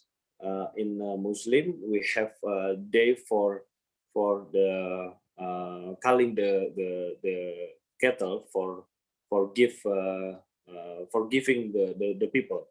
So I just focus for that from 2009 until 2017, and that's the good demand in Indonesia, and always increase every years. So yeah, about the cattle farm. So I don't have cattle farm again now. You get my answer? Okay, thank you, Mr. I got the point. Sorry? Thank Yes. you. I got the point. We have the answer, Mr. Septian. Oh, okay, yeah, sorry. Okay, thank you. We will move to the question for Dr. Muhammad. It comes from Dr. Aidil Azhar. If you want to directly ask your question. Okay, thank you very much. I would like to ask question directly to Dr. Mohammed. Actually, my background is crop science, so I'm not really familiar with fisheries. So, according to your presentation, actually, global warming will cause a negative impact to ocean ecosystem due to the increasing of CO2 levels or something like that, and increase how to say, the water become acidic in the ocean, so it may give a negative impact to the animals in the sea. What about in the aquaculture? How the climate change, the increasing of the temperature may affect the fish that we cultivate in the specific location? Is everything under control? Or if it's also impacted, which morphological or physiological traits affected by climate change? I think that's all. Thank you. Thank you very much for the questions. As you know, that aquaculture is three different aquaculture. I can easily divide it based on environment. We have the freshwater aquaculture, right? We have the marine aquaculture, which is the one in the ocean, and we have the brackish aquaculture. In terms of marine aquaculture, it's so clear because the pens are situated in the ocean, right? And if the temperature increases more than the physiological limit or threshold, that tends to affect the growth, either positive or negative. And also, if oxygen level decreases, there's no way you can put more oxygen in the ocean, right? Because of your tank, for example. But in terms of freshwater aquaculture, so if you practice freshwater aquaculture in land base, the one we practice in developing world where we just put it on land and we build a tank, in that sense, climate change might not have direct impact because it's a very, very controlled environment, right? Yeah, but you can have a indirect impact of climate change. For example, fish meal and fishery production. For example, even on your agriculture, impact of climate change directly on agriculture. Agriculture will affect how much feed that you're going to have in the future, right? And how much fish meal and fishery you're going to have in the future. And in some cases where we have salt inclusion due to sea level rise, in that area, we have inclusion of sea level rise from the ocean into freshwater environment. In that case, the freshwater water become more salty, and that you can use it for culturing, for example, catfish, which are they grow in water which they have very low salinity and not very high salinity. So these are the examples that we can have. For example, climate change will affect mangrove areas. And we know that a lot of aquaculture occurs in the boundaries of mangrove areas, especially shrimps aquaculture, with inclusion and also with increase in sea level rise, mainly due to the fact that there's increase in temperature, that the sea level rises due to thermal expansion or through the melting of the ice. That also will destroy all the tanks or the ponds that we have along that side also. So there's impact, directly impact due to the physiological changes of ocean, but of water, of aquatic environment, and there's also indirect impact that these changes will cause that will also affect the facilities in which we culture this fish that we have. So we have to look at it in all ways all around.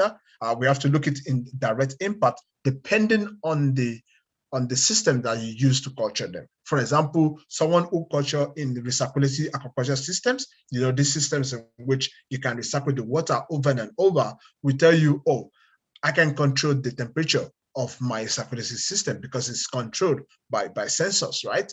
But can the person control how much fish meal and fish oil is going to get in the future? No, it can't control because fish meal and fish oil will depend on the forage fish that we're going to get from the fisheries, for example. But the person can use alternative fish meal, fish oil, alternative aqua feeds from plant, from algae, from every other alternative to mitigate the impact. But we don't really know how efficient it is. If you ask those who do aquaculture a lot, when I was still working at the industry, we do always say that fish meal is not the major problem of aquaculture, but actually the fish oil is the major problem because of the richness of the omega-3, and also because fish oil is so important to the fish. You can get all the essential nutrients that the fish need from the fish oil, but you can substitute the fish meal, but you still have to use the fish oil. And the funniest part of it is that you can't get the oil without getting the meal because you have to press the fish to get the oil first. So if you don't even find the fish to press, what oil are you going to get? So the impact of climate change will be directly and also indirectly. mainly depend on the species you culture, the system in which you use, and how you actually do your production. Hope I understand your question. Yeah, thank you. Thank you very much for your answer. Thank you too. Okay, thank you. I think the answers really good. And we move to question for Mr. Septian. I see from the chat from Miss Irma Barus. Do you want to directly ask your question, Bu Irma? Because we already have in the chat. Okay. Mrs. Irma? I think it's enough from the chat. Okay. Yeah. Thank you. Okay. Thank you, Bu Irma. The question is, Mr. Septian, how much is the involvement of the local people surrounding your cattle farm? So how much the involvement of the local people surrounding your cattle farm, and what benefits can they get from your farm's CSR activities? Thank you. That's the question from Mrs. Irma. Yeah. All right. Thank you for the question. Maybe a dairy farm, yeah. All right. So for the local people in here, it's the first thing about the local from in my new land, and the benefit is we don't have a big land, so but the farm 600 cows need more forage for the feed. So the CSR first, we build the some program to the local farmer in here, the local people in here, to plant the forage for me in the farm for the cows for the feed. So I give the bibit, Mr. Faris. The English is yeah. I give the forage for Seeds. Yeah. Seed. All right. Thank you very much. I give a seed for the local people and local farm in here, and they plant the forage, and after for the elephant itu apa namanya? for the elephant grass, they have time for 35 until 40 days, and they sell to me back. So I buy from they a local farmer, and now we have 17 local farmer plant the forest and corn for the silage in my farm. That's the farm do it now. That's good. Thank Thank you, you, Bu. Thank you, Bu. Yes. Sorry about my Yeah, English. Sorry. because it's very important, for the local people to Maybe also to be for the employer in your firm, isn't it? Sorry? To be the employer in your farm. Oh, okay. My the community in your farm. Yeah. Now 75% from the local people. Local people in here in Cimande, Bogor. Yeah. I think it's also a benefit for the community in your. Yeah. Okay. Yeah. Thank you for helping me. Thank you very much for the questions, Bu Irma. So we already get the answer. So many benefits for surrounding people. And Pak Dahri for the additional information. So we move to for Muhammad Fatir. Give the reaction. I see from the list. you want to directly ask your question? Is it for Dr. Mohammed or Mr. Satya? Okay, thank you for the opportunity to ask straight maybe to Dr. Oyin Lola. Okay, first of all, my name is Muhammad Fatir and I'm from Brawijaya University, majoring in agriculture. I want to ask about the long-term effect. Long-term effect if we apply like aquapod or ocean farming to the marine ecosystem. Like that maybe for my question. Thank you. Yes, long-time effect of using aquapods. Because the system is so new, we don't really know what is the effect of it. Just like every other thing that human used to do, we try it out and we figure out if it's good or if it's bad. One thing about aquapod is that the ability for you to shift it from one region to the other, it's very easy within the ocean. So the effect, for example, when you feed fish, there's tendency that they don't eat every feed that you give to them. So it's settled down with the physics also in the bottom of the ocean. And over time, that will develop into something we don't want. So with aquapod, there's tendency that you can shift them to different part of the ocean that are reducing the impact of this organic nature, this nitrogen waste down into the ocean floor. There are other technology that's been done. I'm not saying that aquaculture doesn't have its impact. There will be always an impact of every aspect of our life as human being, because we do things that impact the environment. But what we want to do is that we want to reduce the impact to the minimum so that we can do it sustainably. That's the whole idea. And new systems in agriculture have been helping a lot to reduce such impact. I talked a little bit about the multi-trophic level, the multi-trophic aquaculture systems, where we have 3 different layers of species in which you can culture in a certain place. The only problem with such system is that you can't enlarge them at presently.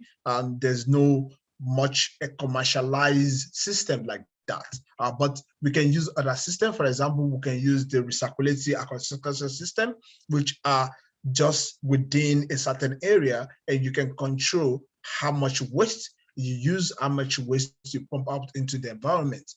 By so doing, you're conserving the environment. However, that system, for example, has some negative aspect also. For example, because it is a recirculating system, you need a lot of energy.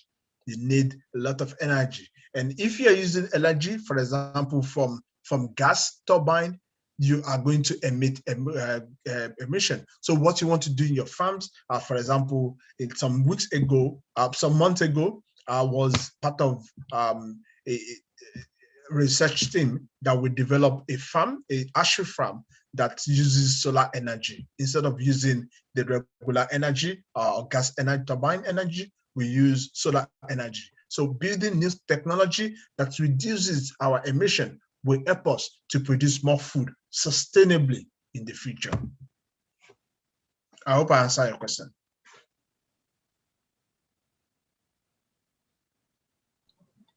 Okay, I think we already get the answer.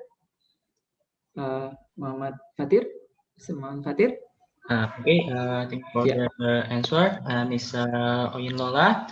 Maybe that's all for me. Also, the point that I get is we want to reduce the emission, especially to fight. I think to fight with the climate change effect. We can substitute the gas with the solar energy, and the long-term effect is we can sustainability. We can make the sustainability for the future, maybe like that. Thank you. Okay, thank you. So we move to question for Mr. Septian. comes from Ms. Tonya Sinaga. Because we already have the question in the chat, I will read it for you. Is there any technology challenges faced by dairy farm?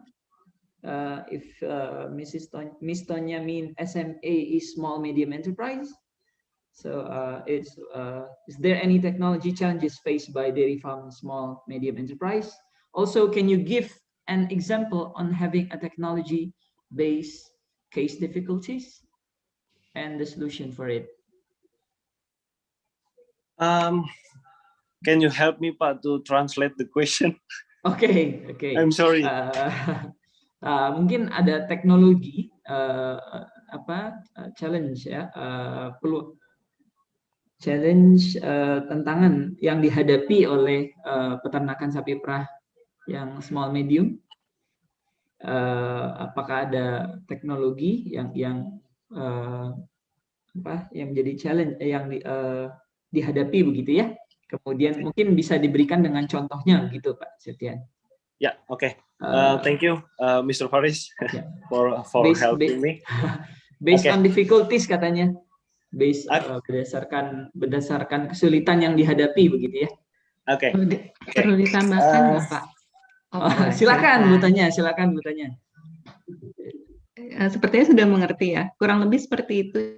Jadi berdasarkan pengalaman Septian selama ini kan hands on ya, experience-nya hands on.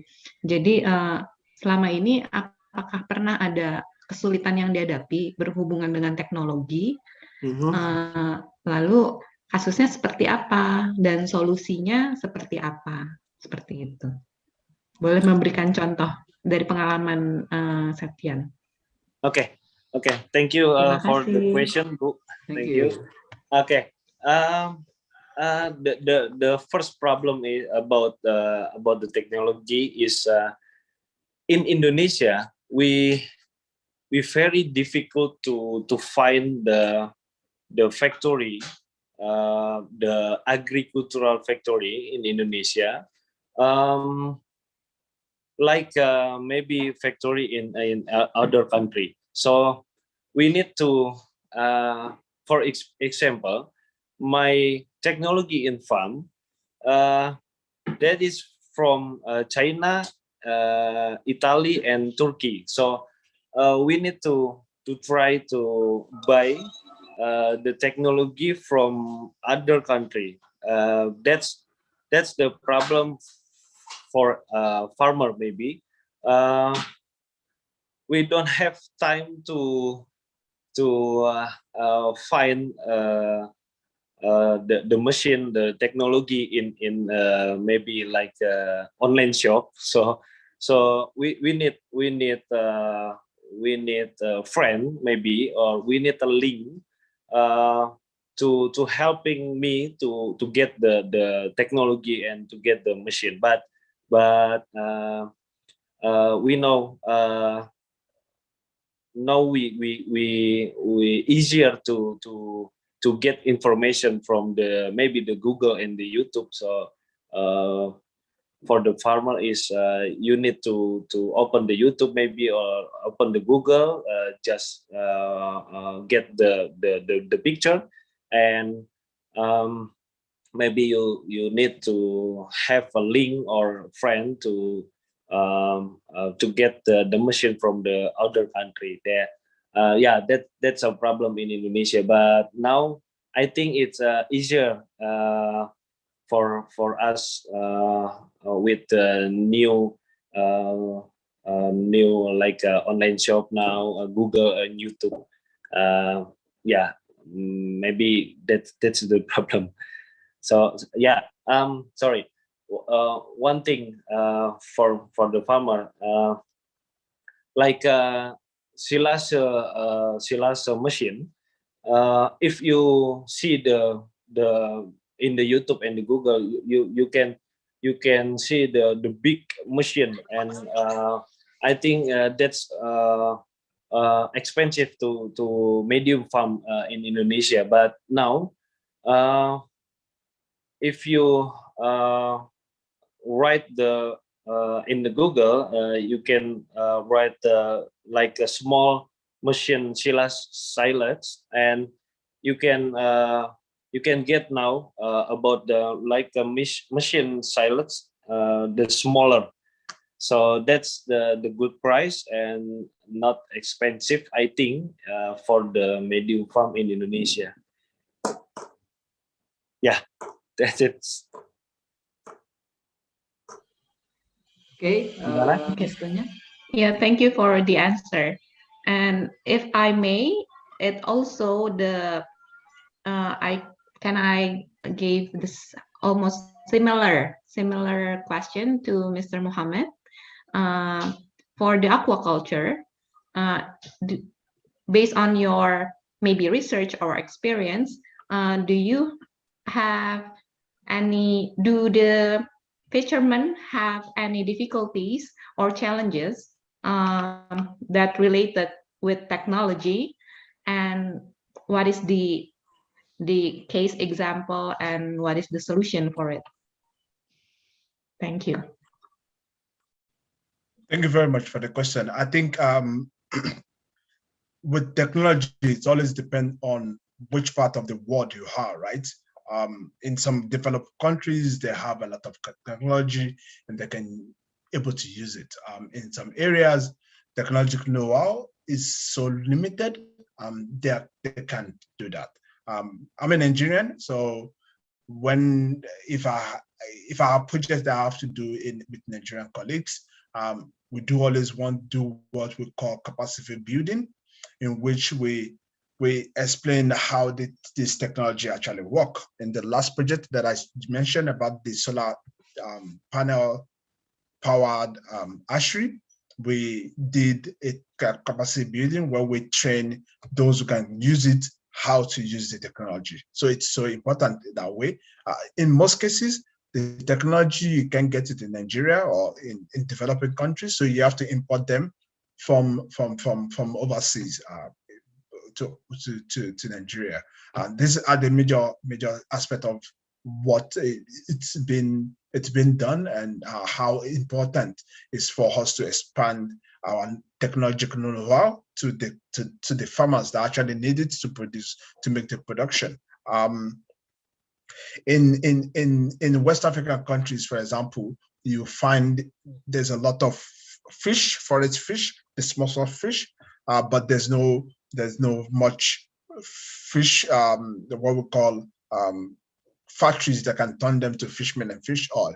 So in these cases, they do always ship the fish out and buy the fish oil, the fish meal and fish oil back. But there have been people now who establish different companies that can actually produce this into aqua feeds. These are always collaborations that people are doing nowadays. Technology is always the problem, because developed countries used to have the technology, and you have to bring them home to developing countries. And again, you have to teach them how to use it. So it's just both ways. So if you want to establish good farms, you want to establish them with good knowledge also. That is when it's going to be more efficient on how to produce more food for us in the future. Hope I answer your question. Thank you. You have. Thank you so much. Thank you, Bu Tanya, for the question. And then we move to, I see from the list is also reaction comes first from Nurul Masita. You want to ask directly your question? Yeah. Yes, thanks before that, thank you for the great presentation, both Mr. Mohammed and Mr. Septians. I am Nurul, majoring in aquaculture of IPB University. I want to ask to Mr. Mohammed, lately Indonesia is facing a wet dry season, which causes rain to fall more often than usual, and of course, this condition will affect the environment, especially our aquaculture waters. My question, do you have any planning suggestion for our traditional aquaculturists that can be applied easily to prevent aquaculture environmental condition from getting worse. Because as we know, fisheries and aquaculture needs to be blended into national climate change adaptation strategies. Without carefully planning, aquatic ecosystem, fisheries, and aquaculture can potentially suffer as a result of adaptation measures applied by other sectors. Thank you. Thank you very much for the question. If I get it right, because of increased rainfall, fish farmers are facing a lot of problems. One major part of when we have increase in ocean in rainwater coming up is the development of the dikes. I'm not quite sure of how aquaculture facilities are in Indonesia, but if it's 18 points, I think you know a little bit more about aquaculture more than me. If it's 18 points, there's a way we can build the 18 points in which we have inflow and outflow, in which when the water level is high, you can easily open the dikes so that they can go straight to the waterways. So it's going to involve redesign of our aquaculture facilities are designed. That is why I was talking about we thinking about climate change or things that will happen in the future when we are designing our farms. It's so important because you invest a lot of money when you are developing those farms. And if you don't think about what will happen in the future, you have to do it again when those things happen. And you don't want that. So what you want to think about, you want to sit down and think about what is going to happen in this area in the future. 10 years time, would there be more rainfall in this area? There are data already that project rainfall patterns for the future. There are data that actually project temperature for the future. So you want to use those information, put it into your model or your consideration when you are developing aquaculture. So you have it in your mind, oh, this is what is going to happen. How will I develop my dikes? How will I develop my farm so that we will be able to adapt to that system? For the already established farms, we have to look into how best for us to manage water movement so that it's not going to destroy the farm over time. So the whole idea is redesign of our facilities to be water resistant, or for example, to be resistant to climate change impact. It's really important. We have case studies, probably in Bangladesh, where farmers lose a lot of their produce or because of flood, for example. But if we'll have talked about that some years back, we'll have saved the investment there by just redesigning how water waves is going to pass through our dikes, in between our dikes and outside our dikes. For example, if you have the dikes in a square dikes, you can make sure that in between those dikes, there are ways that water can pass through them. This is so important because if there's no water can pass through them, the dikes will fall off. And if the wall of the dikes falls, the fish will escape, and that's the end, and the farmers will lose every product. So design and redesign, and thinking about the design even before we actually implement it, it's so important. What will happen? I'm on the hill. Oh, I'm down the hill in the valley. What will happen if there's rain? What will happen to my production? You have to think about it even when you are designing, and yeah, that is so important. And I think that will really help fish farmers from losing when these disasters occurs. Hope I answer your question. Okay, thank you, Mr. Mohammed. I got some new knowledge. Thank you. Thank you. Thank you too. Okay, there's a brief answer from Dr. Mohammed, and then we still have time and questioners. I see from. I'm sorry, Mr. Faris. Yeah. I'm sorry. I'm really sorry. I need to. This is the milking time, so I need to back to burn to prepare the milking. So that's okay. Okay, Mr. Septian, thank you very much for the opportunities and joining us in this webinar, international webinar summer course. Yeah, thank you, everyone. I'm sorry. Really, I'm sorry about my language and yeah, I try to explain. And this is the milking time, so I need to back my barn. So thank you again. Okay, thank you Assalamualaikum. very much. Thank you very much and appreciation for the second speaker that have to leave us in the first time. Thank you, Mr. Septian. You can continue your work at the farm. And it also I will also give remark for the participants that have many questions to also to Mr. Septian that yeah, he cannot continue for answering the question, but I still have we still have time, and I still see I've found question for Dr. Mohammed. It's come from Rido Fati, Mr. Rido Fati, and he already have the question on the chat. What are the most dangerous impacts on marine cultivation, and how can we individually avoid massive climate change? Is it, or you want to ask it directly? Yeah, it's the question actually. Thank you. So what do you mean, the dangerous impact of agriculture or impact of climate change? Impact of our climate change. Oh, the impact of climate change. I think climate change is going to impact a lot of stuff.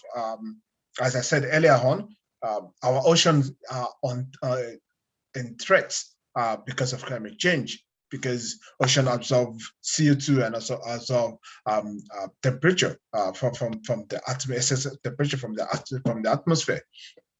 Also, there are studies that clearly shows, and we've seen also the impact of climate change on land systems also. We've seen in the areas where temperature increased more than the threshold of farm animals, and the farm animals would die off, or because of the excess heat that we have on the atmosphere. Yeah, we have different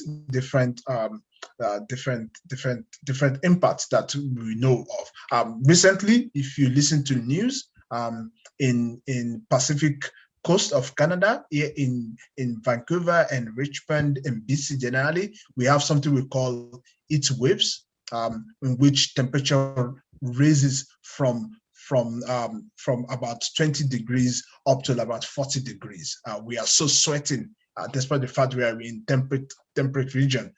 We're so sweating, it was really hot. And presently, if you Google on your internet now, you see the impact of climate change, of that effect of heat waves. There's a lot of wildfire. Fire is just burning everywhere in British Columbia presently. It's smoky presently because of the excess heat that we have presently. And these are the direct impact on us as individuals. And in terms of marine aquaculture, climate change will affect some parts of areas in terms of it's going to open up some areas for more culturing of species, but in most areas of the world, it's going to be much big impact. For example, the impact directly to the suitability of the areas in which we use. It's going to be not sustainable for aquaculture or mariculture in the future. Also, the impact that I told you about fish meal and fish oil production is going to decrease due to climate change. And again, flood, because of increase in sea level rises, flood is going to destroy most of the facilities that we have due to climate change, due to the facilities we have due to increase in sea level rise that's going to flood. And also because with climate change impact, we also in some areas, there will be much heavy rainfall that will also increase the flood that's going to destroy much businesses of different fish farmers.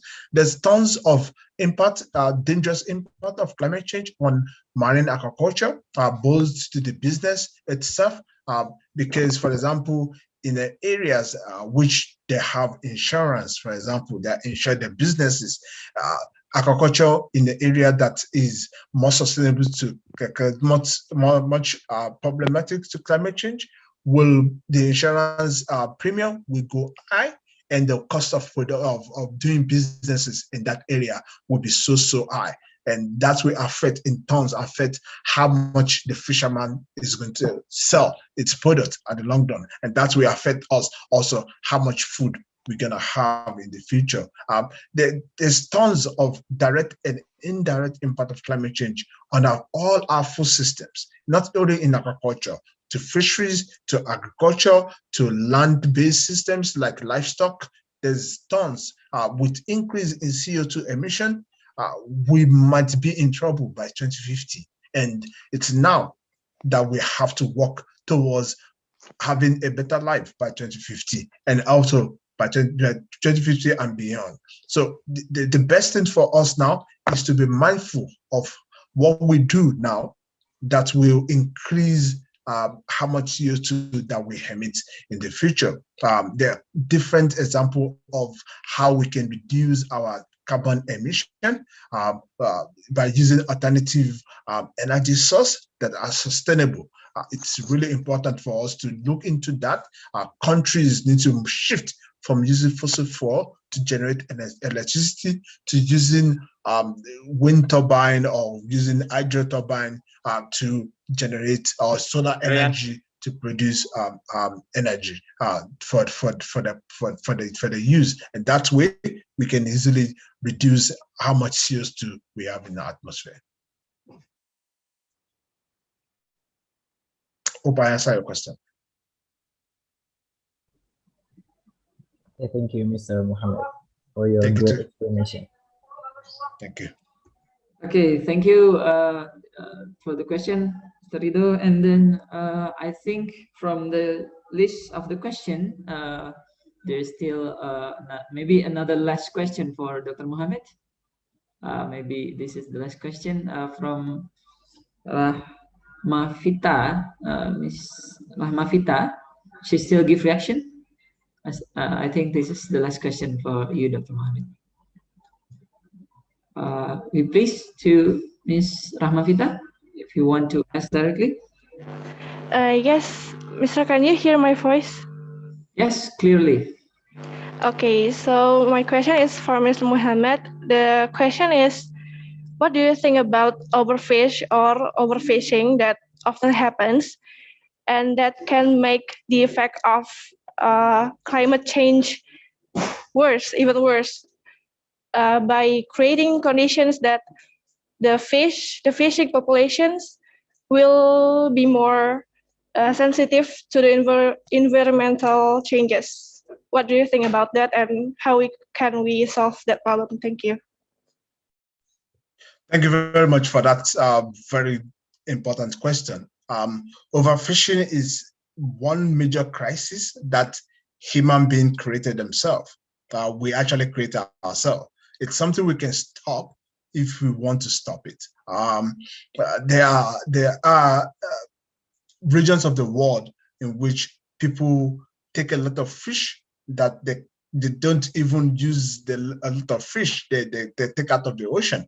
And when you do that, you're destroying the ocean in all aspects. One, you're taking out of the abundance that the other fish marine organisms need to feed on, and you're destroying the ecosystem there. You're making it very imbalanced. It is balanced already, but human being, we went there and we take all the fish out and we destroy the whole environment. That's what we do. So overfishing, it should be stopped.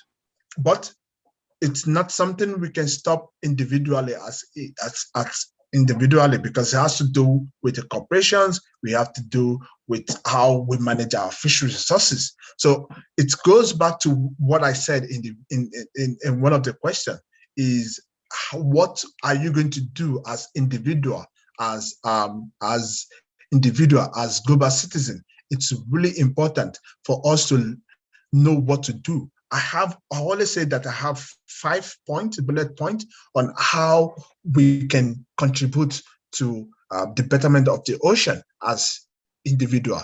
One, you want to learn more about your fishery resources. You want to know which fish in my area, which fish in Indonesia is being overfished. You want to know why is it overfished? Who are the people in charge of the management of the fisheries that have been overfished? When we have such knowledge, we're able to channel our campaigns towards telling our political leaders what to do and how to do, and what is so important in terms of that species that has been overfished. It's really important for us to know that. I do always say that the knowledge of climate change, the knowledge of local fish is really important for us. Again, you want to know that you want to stop ocean pollution yourself. You want to make sure that you don't pollute your ocean, and you want to be an advocate for the ocean by telling people not to pollute the ocean. Again, I talked earlier on about our food waste. You know, one of the essence of people taking a lot of fish from the ocean by overfishing them is because they want to sell it to us. So if you eat fish and you waste fish, then fisherman will go back to the fish to catch more fish. So you want to reduce how much fish you actually eat. You want to eat exactly the one that you actually needed for your body. And again, you don't want to waste the fish, so that fisherman will not go back again every time to pack fish. And the last thing, I said it earlier on, overfishing is a big problem that technically we might not be able to solve it individually, but we can press on our political leaders to have the political will to stop overfishing. For example, in some regions of the world, they do always allocate how much fish that is going to be caught each year, probably through quota system or through another system. But in some region of the world, despite the fact that scientists and managers tell them, if you catch above these tons, you're going to overfish the system. But still, because the politician doesn't have the political will, they will not stop that. So we need to participate in political process. We need to make sure that we tell our politicians, we enlighten them, we're enlightening our friends, we're enlightening our politicians, we're enlightening our policymakers on what to do so that we reduce overfishing. If we don't reduce overfishing, we are going to suffer as individuals, because as time goes on, we will not be able to eat that fish that we used to eat, because the population would be destroyed and would collapse. And again, if those population, the stock collapse, they're going to also impact the fish, other fish resources that we have in the ocean. So we need to work towards us reducing overfishing collectively, at the same time working with the politicians, with the policymakers, enlightening them, telling them more and more about it. It makes them to be more conscious of it, and telling them, oh, we need to make sure that this fish resources is for my grandchildren. They also came with my grandchildren, come to this earth, they have to enjoy part of it. So which means that we should not take everything out of the ocean now, so that they can have something to fall on back when they comes. And these are the things we need to work on. Overfishing is a major problem, and it's also important with climate change. We leave some fish also in the ocean, so that the other marine organisms that feed on those fish, they can also feed on them. It's really important. Thank you very much for that question. I really appreciate that.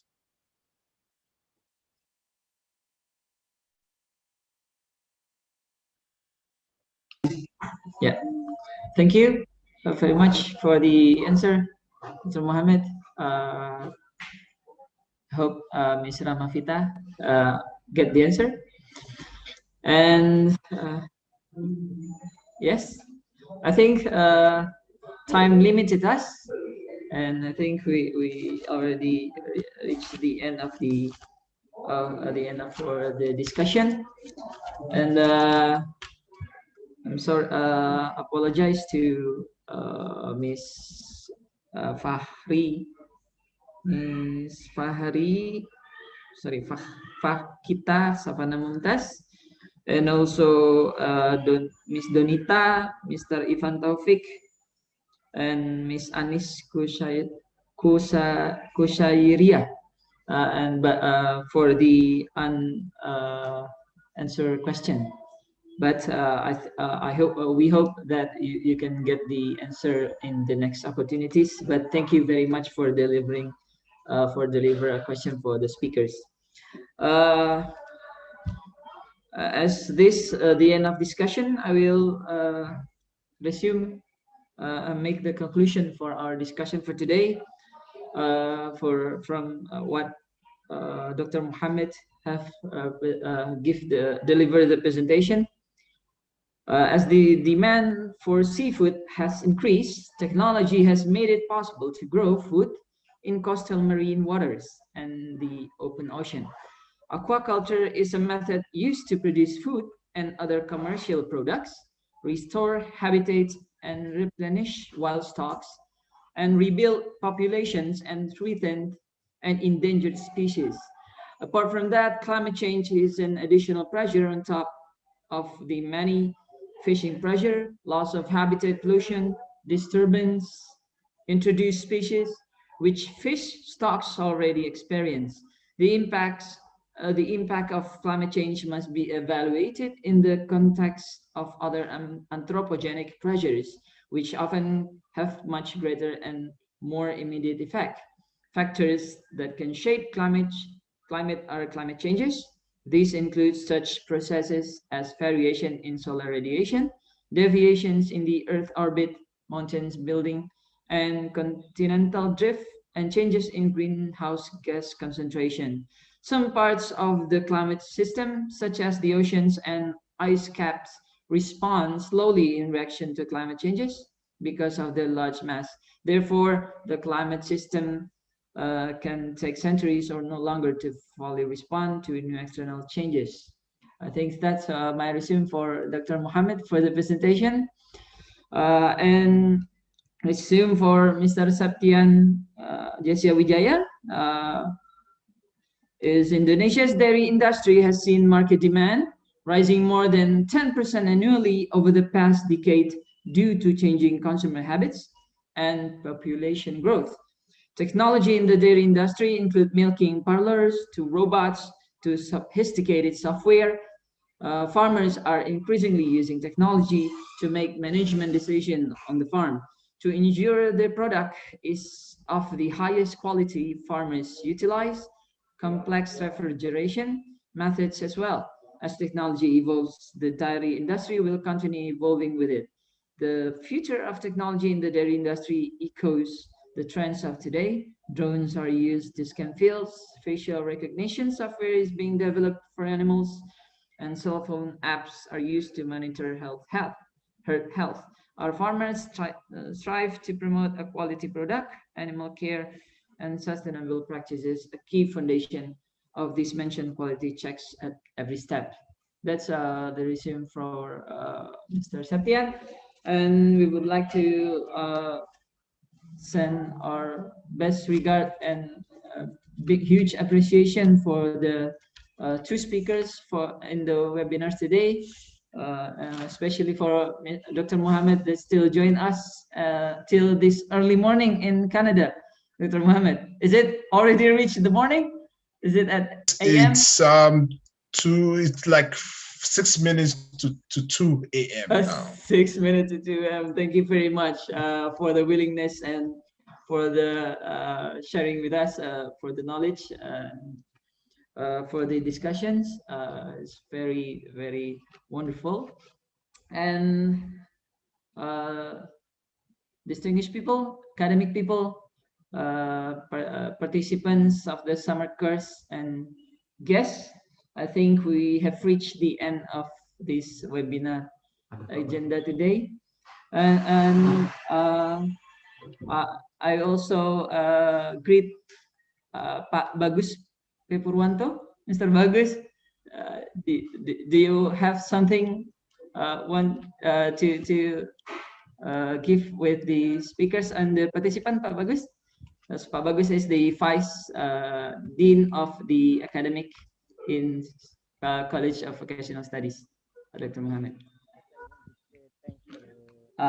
It's the voice is too low, Pak Bagus. I just want to say thanks to all of you, to the speakers from Professor Muhammad and Mr. Satyan, to give the very exciting topic in this afternoon, in the morning, in the night, midnight, in the for Professor Muhammad. Thank you, Pak Muhammad, and thank you for Satyan for very interesting and exciting teaching. Okay, the sound is still very low, Pak Bagus. I think I have some problem with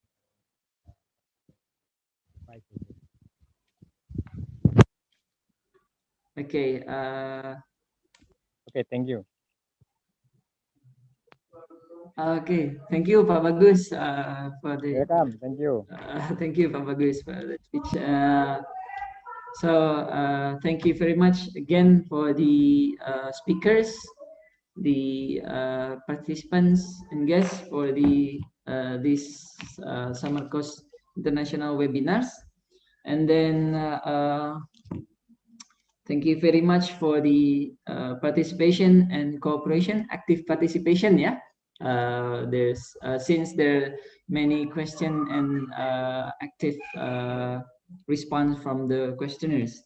We really delighted to have you all today, and we really hope to see you all again in another opportunities. I think that's all from me as the moderator for today. Thank you once again, Dr. Mohammed and Mr. Septian that already leave us, and all of the participants. I will hand back to MC Miss Widya. Thank you very much. Thank you, Mr. Kurniawan. Yeah, once again, I would like to say thank you for Dr. Muhammad and Mr. Wijaya for your valuable time for us. And ladies and gentlemen, lecturers, students, and also our guests, now we are reaching the ends of this international webinar. Before we leaving this virtual room, let me inform you several agenda ahead in this summer course. As seen at the screen, there are several topics for next international webinar event. Make sure you guys can come for the 12th and then the 13th, then 14th, with a different theme, the innovation in integrated animal sector in new normal era, youth and innovation for sustainable agriculture. So interesting. And then the Triple Helix platform to improve innovations in agricultural sector. And then I think we also have the second Smart Agro Industry 4.0 in tropical countries, improving farmers' competencies from 21st July to 4th August 2021. And as seen at the poster, very colorful, there are about 14 benefits that students can get from this summer course. So, yep, make sure you will follow all the event that's served by the College of Vocational Studies. And I hope this series of webinar will complete our knowledge puzzles about sustainable of tropical animal production, especially in innovations and adaptation in the era of VUCA. So make sure you keep up with the whole series in this third international seminar course summer course by College of Vocational Studies. Stay healthy wherever you are, And I'm Widya Situmeng on behalf of this webinar committee. Would like to thank you for your attendance. See you at the next webinar.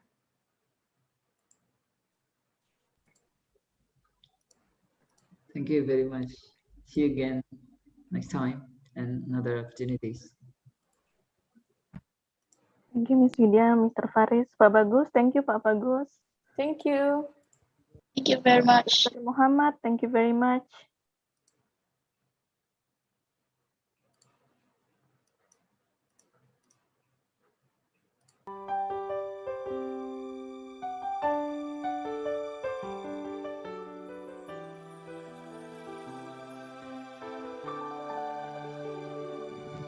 Kampus terbaik, inspirasi, tebarkan harapan.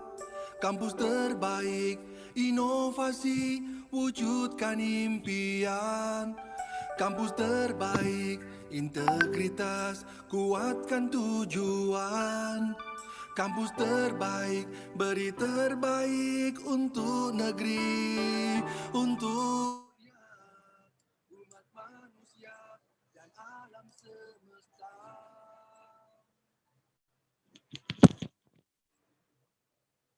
Mari bersama hadirkan masa depan dalam langkah dan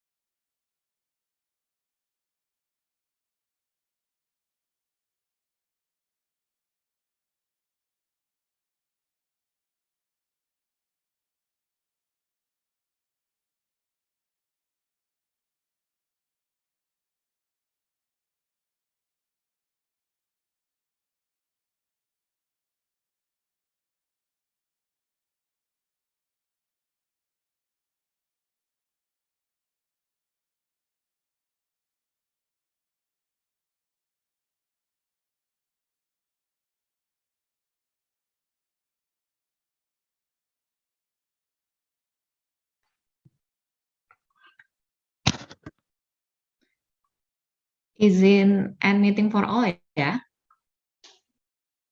Iya, Kak. Oke. Thank you fotonya. Thank you all. Thank you. all. everybody. Terima kasih. See you for the next webinar.